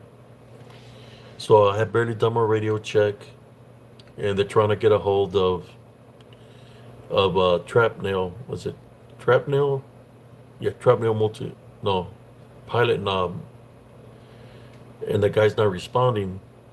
And then you hear him come over the net and he says that something is trying to attack him over there, then he needs help. And he's freaking screaming and crying, that he needs help. He needs help. So I left a guy that was with me there. Me and this other guy jumped in a Humvee because you don't carry no live ammunition on base. So I had the pick handle of the pick, just the handle. Got in the Humvee and I had to drive that way. So I started driving to the other range. It was like a 10-minute drive, and it's driving fast. We got there, get off. When I get off, I smell something like beastly, but there was an outdoor latrine, right, by the, like maybe 25 feet away, 30 feet away from the tower. And I said, maybe it's just the latrine that's making that smell. So I'll go over there, like, hey, I said his name, Sergeant so and so, are you there? He's not saying nothing. So we go walk all the way upstairs to the main tower where he's at, and he's got the door barricaded, the tables and chairs, and the other NCOs there and CYC. They say, hey, open the damn door. And he opens it up and he's all scared. I mean, this guy's freaking trembling and shit, and cigarettes, like, I mean, he's smoking cigarettes like they're cotton candy, like super fast. You could tell he's scared. Scared shitless. Uh, and we're like, hey, what's going on? What happened? And he's like, I seen him. I seen him. He's like, what do you mean you seen him? Seen who? He said, Bigfoot, Sasquatch, Bigfoot. Bigfoot? Yes. I said, what happened? He said he was going to go use the restroom. As he was going to the outdoor latrine that was out there, he sees Bigfoot Sasquatch looking at him. That he came at him. That he got so scared he took off running. Barricaded the. He said that he was banging on the bottom of the tower so hard that the tower was moving. That he was moving the tower. That he was banging the tower. And he was so scared that you could tell he seen something. Uh, so the NCO in charge told him, you know what? I'm gonna send you back to the rear. You're no good for us out here the way you are. I want you to go home, take a nice shower or whatever, and just stay there, And he got somebody else to wash that tower. But he was freaking scared. I got him on my friends list. I want him to share the story, but I don't know if we will or not. Uh, some people just don't like speaking too much of when they witness something or experience something. But everybody that was there, me, him, the NCO, we believe the story to be legit, that he's seen something, because his demeanor, you could tell when somebody's seen something. The way he was acting, his demeanor, he was scared shitless, that he experienced something. But we didn't see no Bigfoot or Sasquatch, but there was a certain smell in the air, a beastly smell that we smelled. Because it was not the smell of the latrine. A beastly smell was still in the air. I could smell that when I got there. That's why it's kind of confusing sometimes when you have those kind of experiences that happen to you, but then you compare them to the experiences of the shaped skinwalker, the throwing of the rocks, Man, I got some more stories for y'all. But I hope y'all enjoying this content here. Man, and Colleen and Fort Hood is side by side where I lived. I lived there for a long from 1991 all the way to 2015. But I hope y'all enjoying this here on Spiritual Encrypted Encounters. I know I need to get some rest, but I don't mind sharing my stories with y'all, my experiences. I have no reason to lie of what I'm speaking about because when it's real, it's real. You're gonna remember it play by play because it's your memory. You remember what you went through, right?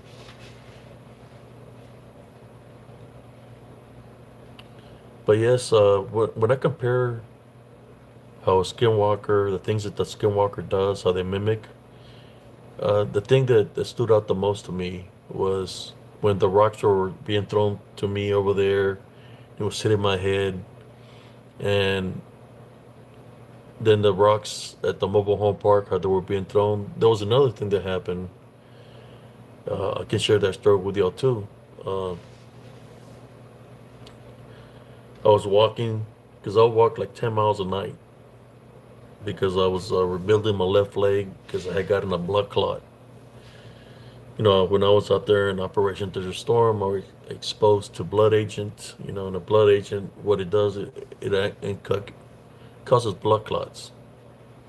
So I was walking in that area by the airport, and I was tired from the night before. So I said, you know what? I'm just gonna walk back to the house and just get some rest because I'm tired. I think of when they tell you that your leg is weak and on you trying to build it up, you just get motivated and do it yourself because if you don't do it yourself, who's going to do it for you? I wasn't getting no therapy from the VA or nothing like that, so I had to do everything myself. So I turned around to walk back, and this is what I seen. In the middle of the road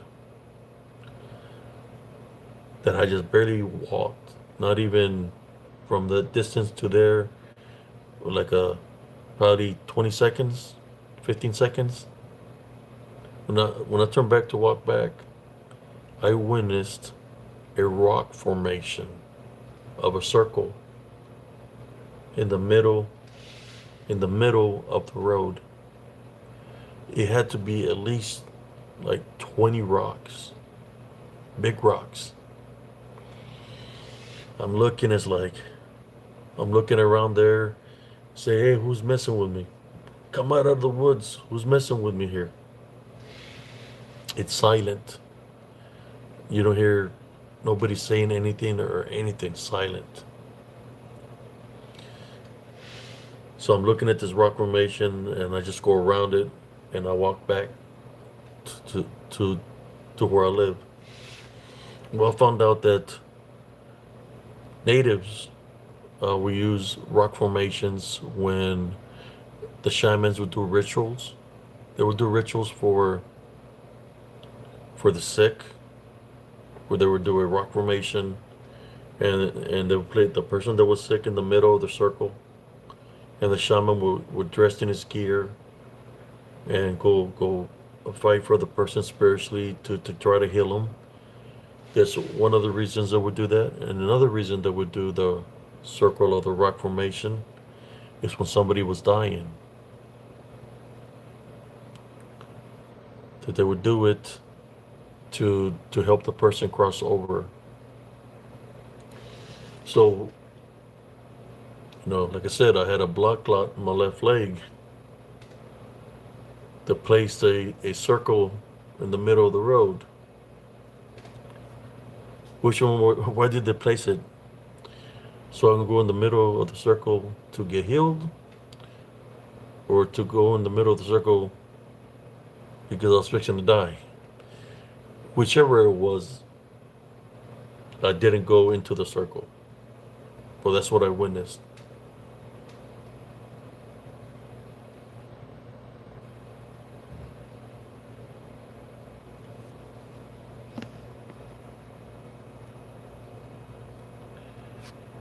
Let's see.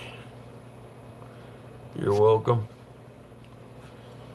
Oh man, we got 71 viewers and 71 likes. Oh my God. Thank you. Appreciate it, man.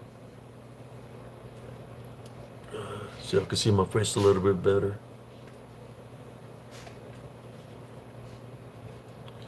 But this is true stories, man. I will take people to these locations so they can witness it themselves, but I just don't want no harm coming to nobody. Like I said, they're very territorial. They can attack you spiritually, as in drain your energy. They have the ability to shove you, to hit you. Uh, One thing I'm gonna let you know about the skinwalkers, especially the ones here in Central Texas, when they used to hunt for deer and buffalo, they will wait for the buffalo or the deer to get by a ridge, whether it be the ridge of a creek or a ridge of a mountaintop, and they will shove it off so the legs can break. When the legs break, then they go for the kill. Basically, what I'm saying to you, if you do go investigate, please don't go near the edge of a creek or the edge of a ridge, because they're in disembodied form and they can still make contact with you. So they will try to attempt to shove you. It happened to me. I got shoved off the creek ridge, a creek, there was like a 13, 14 foot drop, but I managed to grab a branch. I had groceries in my hand. I was taking a shortcut. They shoved me. I just heard footsteps and I got shoved off of it. The tree I grabbed, it bent, and I seen the creek bed coming, and I let go, like probably when I was like 2 feet away, and I landed safely in there. The other time it shoved me, it was at a ridge. I was at the top of the ridge and I got shoved. Behind me was the wall. I got shoved from behind the wall. Remember, they're in disembodied spirit form. So I got shoved. I tried to grab onto something and I couldn't. I felt my ankle twist, my knee twist, and it felt like my leg was gonna break. So the only thing I could do is just drop myself. I was like a ping pong, man. I was hitting boulder after boulder after boulder, but I used all my body parts to protect my head, which finally the big boulder stopped me from rolling all the way down. It was like a 30 foot, 40 foot high. I don't know, but I got shoved from the back. So that would be my advice to you: is don't get near a location where there's a drop, because they will shove you. The skinwalker shapeshifters.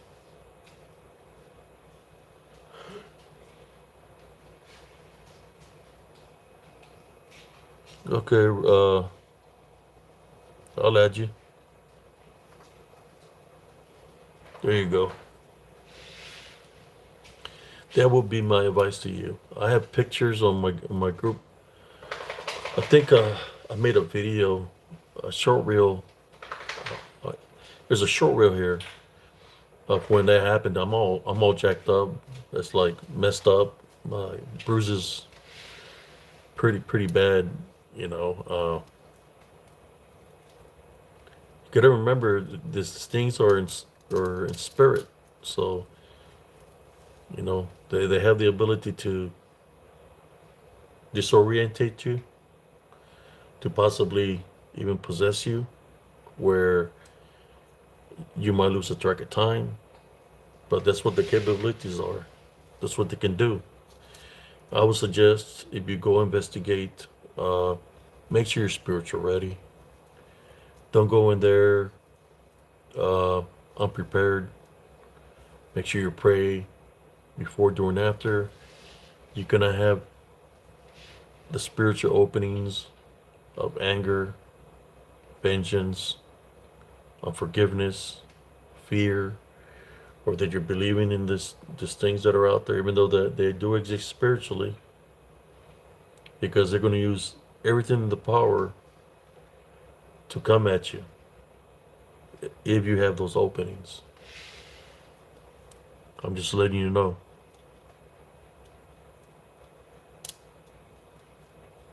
Um,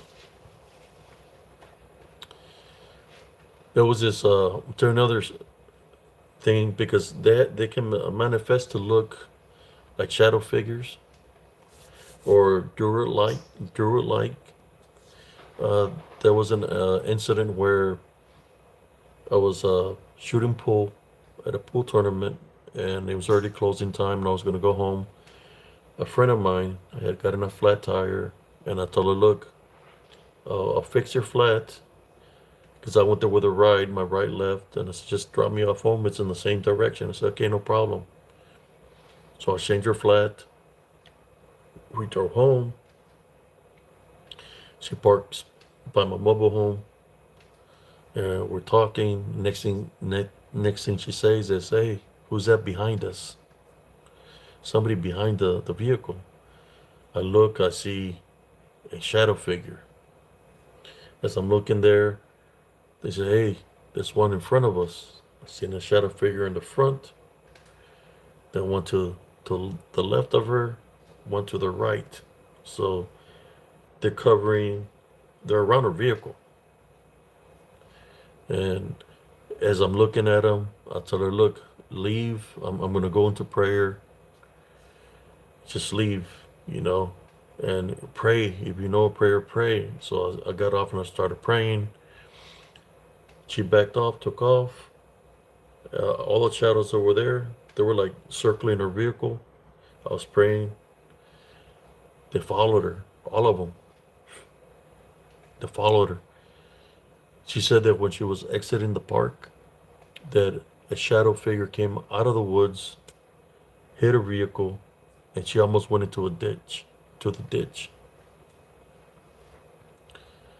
She said she will never go into that location again, ever.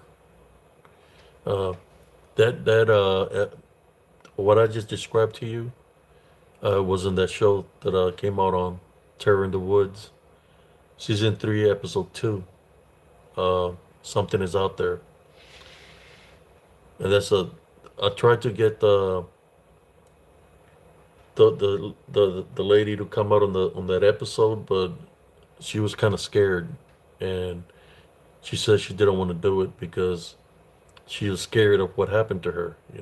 Till this day, she's still scared of the incident that happened to her there in Elms Grove. Thank you.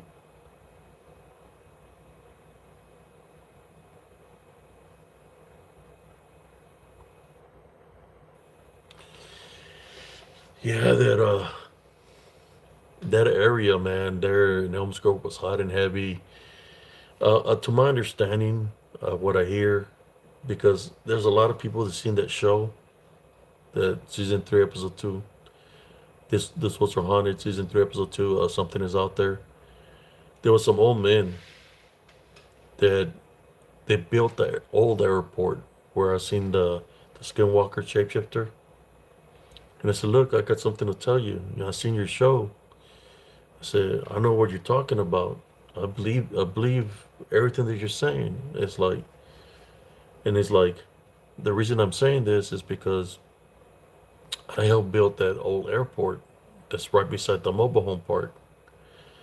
He said that when they were building the airport, they were digging up the ground, that they found a mass gravesite,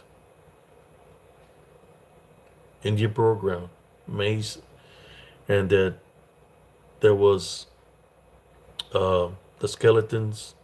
They had like jewelry and stuff on them. I guess from the natives from that area, but that they found a massive gravesite, that they had told the foreman and the foreman told him just to cover it up and build over it. So basically, what it's telling me is that the mobile home park land, and he was an old man, he's already in his 80s. Uh, the mobile home park, the airport, and the golf course, that all that area was native Indian burial ground.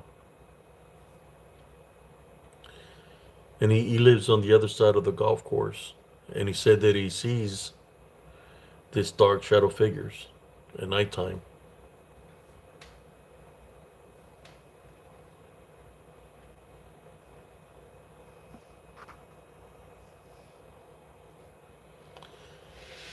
Man, yeah, it is late. I'm thinking I might call it a night now. It's 4:01 in the, no, it's 5:46.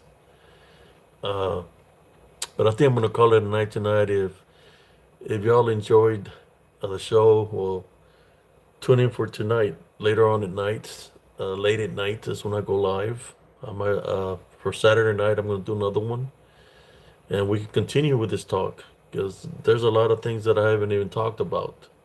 I mean, I lived there for many years, in that area. But in saying that, I'm gonna say my hat's off to the 80 likes, to the 60 viewers that I have here. I want to say thank you from the bottom of my heart for tuning in. We've been going on for 4 hours, guys, here in Spiritual Encrypted Encounters.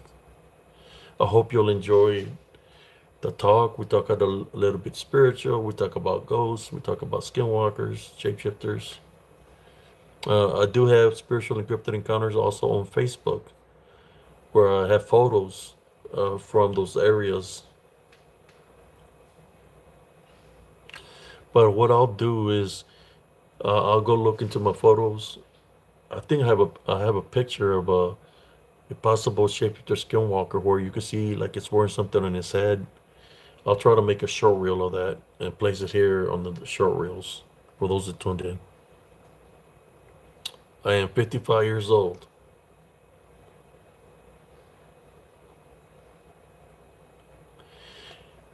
I will say again, man, 83 likes. Wow, 84 likes. Man, we're getting them likes. It's kind of like I don't. I'm used to the night shift, guys. When I was in the army, that's all I would do was night shift. You know, a lot of when you're in the front lines, it's nighttime is when I would be awake the most because the reason I would be awake at nighttime the most is because that's when the enemy sneaks up when you're sleeping, right? So that's why I stay up at nighttime. I would get most of my rest was like more like cat naps, especially was in the field, would be during the day, if I could. But nighttime is when I'm wide awake. The, in combat, they normally attack you early in the morning when you're asleep. Some of the battles, they try to sneak up on you. The enemy is early in the mornings, or sometimes I'll say between like like four to between 4 to 6, 3 to 6. That's when the enemy tries to attack.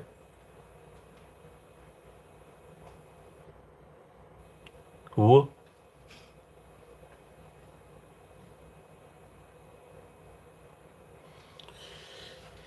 Well, just remember what I said right now. That's when the enemy tries to attack. Is at nighttime.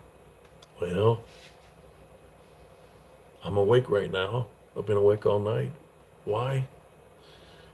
Because the unseen enemy, uh, that's when they attack. Spiritual. You wanna call them the Legion. You wanna call them disembodied demonic Nephilim. You wanna call them shapeshifter skinwalkers. Whatever you can throw in there. That's when they like to attack. It's when you're sleeping. That's why I'm awake. I sleep around this time during the day.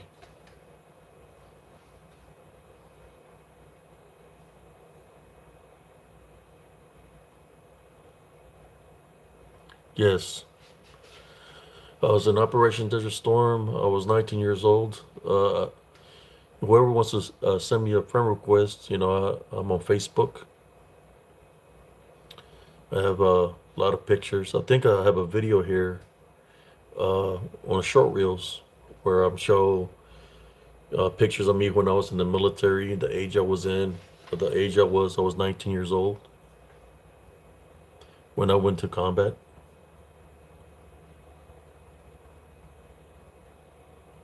Wow, 88 likes. Whoa, I think we broke a record tonight. Uh, I hope everybody enjoyed the the stories. But that's why I stay awake at nighttime. I'm telling you what, the skinwalker shaped. When I was doing this video, I heard a bang by the door. That's what they do. They'll come and try to distract me with what I'm doing. They'll come tap on the door, sometimes knock on the door because they want to get my attention to go outside. And I'm not going to do that because I know what they're trying. They try to lure you. You hear, there's another one. Children running around your home at 3 in the morning. Don't go outside because it's not children at 3 in the morning. It's something that's either the shapeshifter skinwalker or something demonic. That's what they do. What happened to me, a woman was crying for help. My sister woke me up. A woman's crying for help. I followed the cry for help. It's there in check it out. It's on the Travel Channel. This Woods Are Haunted. Terror in the Woods, season 3, episode 2. Something is out there. I hear this woman crying for help. I go in the woods. Now the cry help is coming very close. I'm going there in blackout mode with no lights, no flashlight. I got my bat in my hand. As the voice gets real close, I'm fixing to swing. The cry help stops. I'm looking around to see if I see any movement. I'm military trained. Movement, or if she says something else one more time, nothing, not a peep. Looking towards a creek because the leaves are fallen. So I could see the store and I could see a club, but there's nobody there. Empty parking lot. When I'm there, I sense something behind me. My hair stand up. I said, oh shit. Something's behind me. And I feel like I lured in here at that time when I felt that. When I turned around, that's when I seen them. There were 6 of them. Pretty tall. Like around, I would say like 9 foot tall. Possibly 10 foot. They're looking down at me. I could see their white eyes looking at me. The silhouettes that I seen were that of what they call the lycanthrope, werewolf-like. People want to call a dog man. That's what I witnessed. The silhouettes, pretty tall. They're looking at me. So I'm looking at them. I got the bat in my hand. There's 3 on the right side of the path and 3 to the left. One's very close, probably like 6 feet away from me, that it could probably reach at me and grab me. I'm seeing them, they're seeing me. So I know that I shouldn't show no sign of fear, even though they look, how should I say, beastly. And so one of the things I did is, like, I started thinking, should have run into the creek. It's 10 feet up, 10, 15 feet away from me. Then I said, well, that one's going to chase me because it's right here by me. Should have run to the highway. It's like 40 feet away, 50 feet away. There's 3 on the left flank. I said, those will probably chase me down. So I got the bat in my hand. I let go of the bat, drop it on the ground because it looked like a toothpick compared to how big they were. And then I go into prayer. I said, I go into prayer because that's where my love foundation is. Start praying, saying the deliverance prayer, the Our Father. I'm saying the Our Father. I say it, I can't remember how long I said it, man. I said it so many times because I'm seeing this. In the military, I never witnessed anything like this, but they were around me. So I didn't know what kind of animals it were, or it was something that was demonic because of the time frame was after 3 o'clock.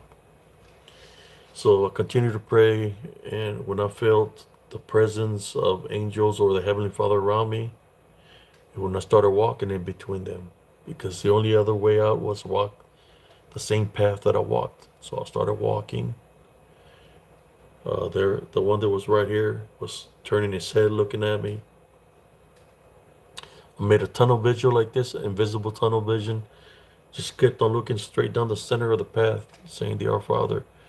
As I was saying the Our Father, this is what they all were saying. They all were acknowledging the Our Father. This is what they kept on saying. The Holy One, the Holy One, the Holy One. As I kept on saying the Our Father, and I walked between them, walked out of the path. I never turned back. For a moment there, I felt like there was one behind me, but I never turned back. I kept on saying the Our Father till I got back home. I got back home. My sister's waiting for me, and she said, "Are you okay?" And she knows there's something wrong with me because she said I've been gone for a while. She was like, "I thought something had happened to you." I just looked at her. She gives me a hug because she could see something ain't right. Uh, I go inside, go straight to the restroom, jump in a shower, start uh, praying for the Heavenly Father to bless the water to get the sin of fear off of me or anything that got attached to me from what I witnessed. And then I went to my son.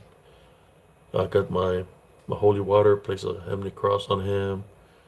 I started playing heavenly crosses all throughout the house, on me, on all the family members. Then I went back to the room and I went to sleep. Uh, so the following day, I went back out there because I wanted to see if there was maybe a purse or some lipstick or an ID or something because of the woman that was crying for help. We couldn't find nothing, but we captured a picture. In that picture, you could see these beastly creatures that were there. One looked black, and the other one, we captured it on a picture, and that's the picture we use on the show.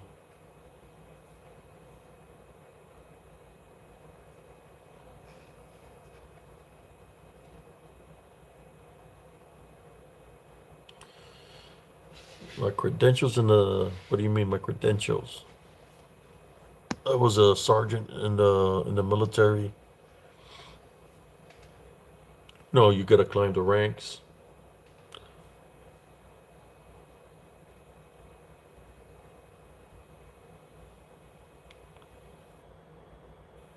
Whoa, I think we made it to 100 likes. Oh wow. The show that I came on, it was on the Travel Channel, Terror in the Woods, season 3, episode 2, and it's called Something Is Out There. The episode name, Something Is Out There.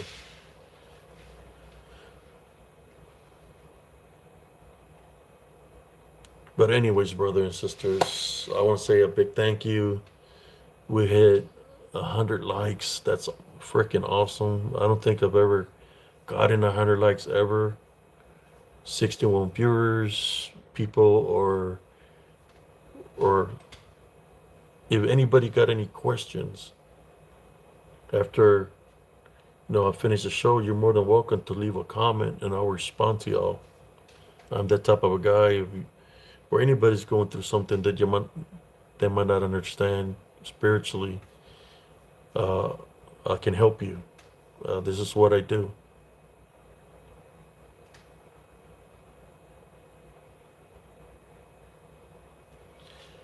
Yeah, some of this, I don't know who the trolls are, but I'm not worried about them. I just want to say thank you uh, to everybody that tuned in.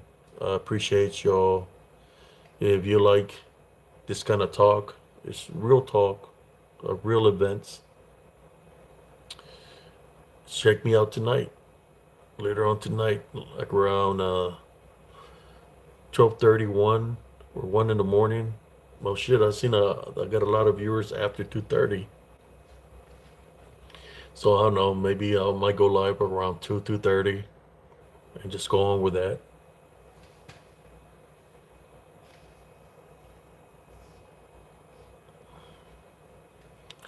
In saying that, God bless y'all.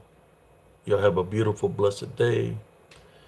Love, light, and blessings to you, to your families. Um, Always remember to maintain the love foundation no matter the situation of whatever you're facing. You're never alone because Jesus Christ is with you. Uh, if you see something, shapeshifter, skinwalker, demonic, call upon Jesus Christ. Say, I tie, bind, and rebuke you in Jesus Christ's name. They will flee when you bring Jesus Christ into the picture. Trust me. I tie, bind, and rebuke them numerous times, and they will flee when I would bring Jesus Christ into the picture in prayer.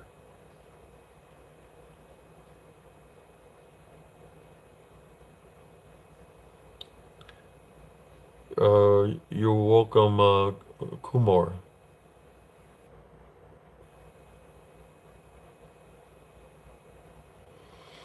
Yes. Good morning. Good morning, cuz. I've been up all night.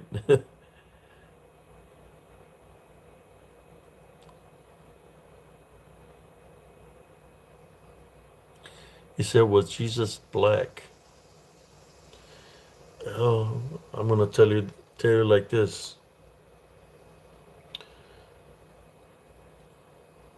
The Father, the Son, or when people say the Holy Spirit, something that's in spirit really is not one color.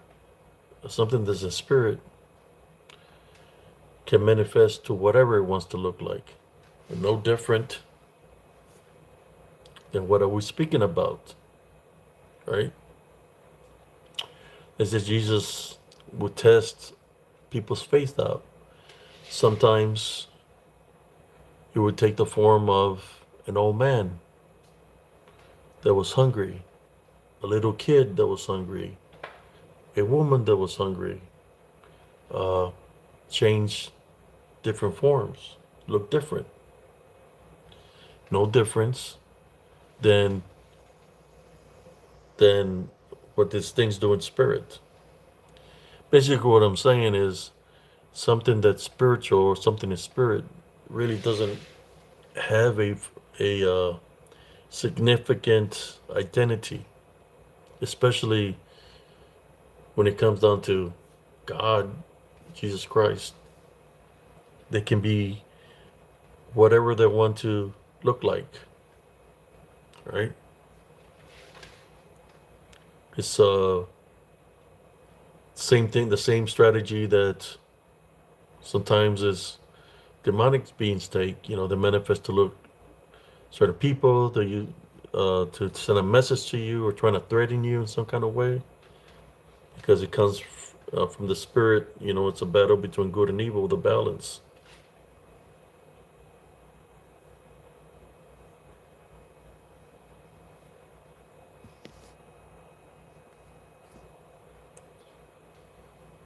But in saying that, brothers, sisters, everybody have a beautiful, blessed day. And again, thank you. If you like this content and stories that I've shared here in Spiritual Encrypted Encounters, you're more welcome to subscribe.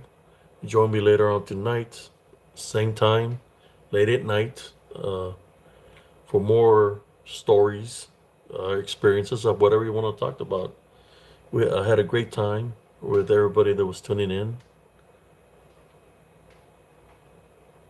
Trolls on the ground. Uh, if they're trolling, they can just hit the like button to get more likes. Uh, yeah.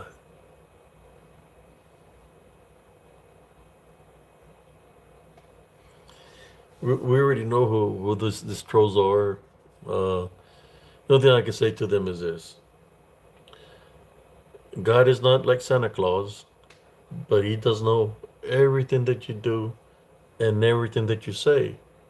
Uh, you will be held accountable for your actions when the time comes on the day of judgment. Basically, what I'm saying is, if you make fun of the spirit, your name will be taken out of the book of life. Think about that. It's not too late to repent. It's not too late to ask God for forgiveness. I'm just letting you know.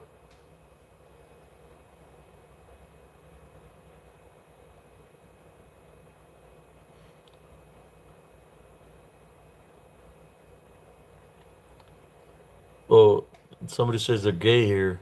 Roland say he's gay. Well, I'm just telling you, uh, the rainbow doesn't stand for the LGBT community. The rainbow stands for the promise that God made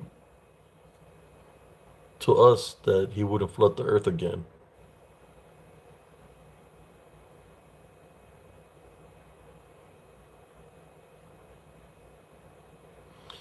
Yes, I got a lot of stories, but I need to get me some rest now. Uh, yeah, what y'all want to come back later on tonight? We're gonna do it again later on tonight, late at night. In saying that, God bless y'all. Thank you for the moderators putting out all this trolls. Thank y'all. God bless y'all. Peace out, everybody.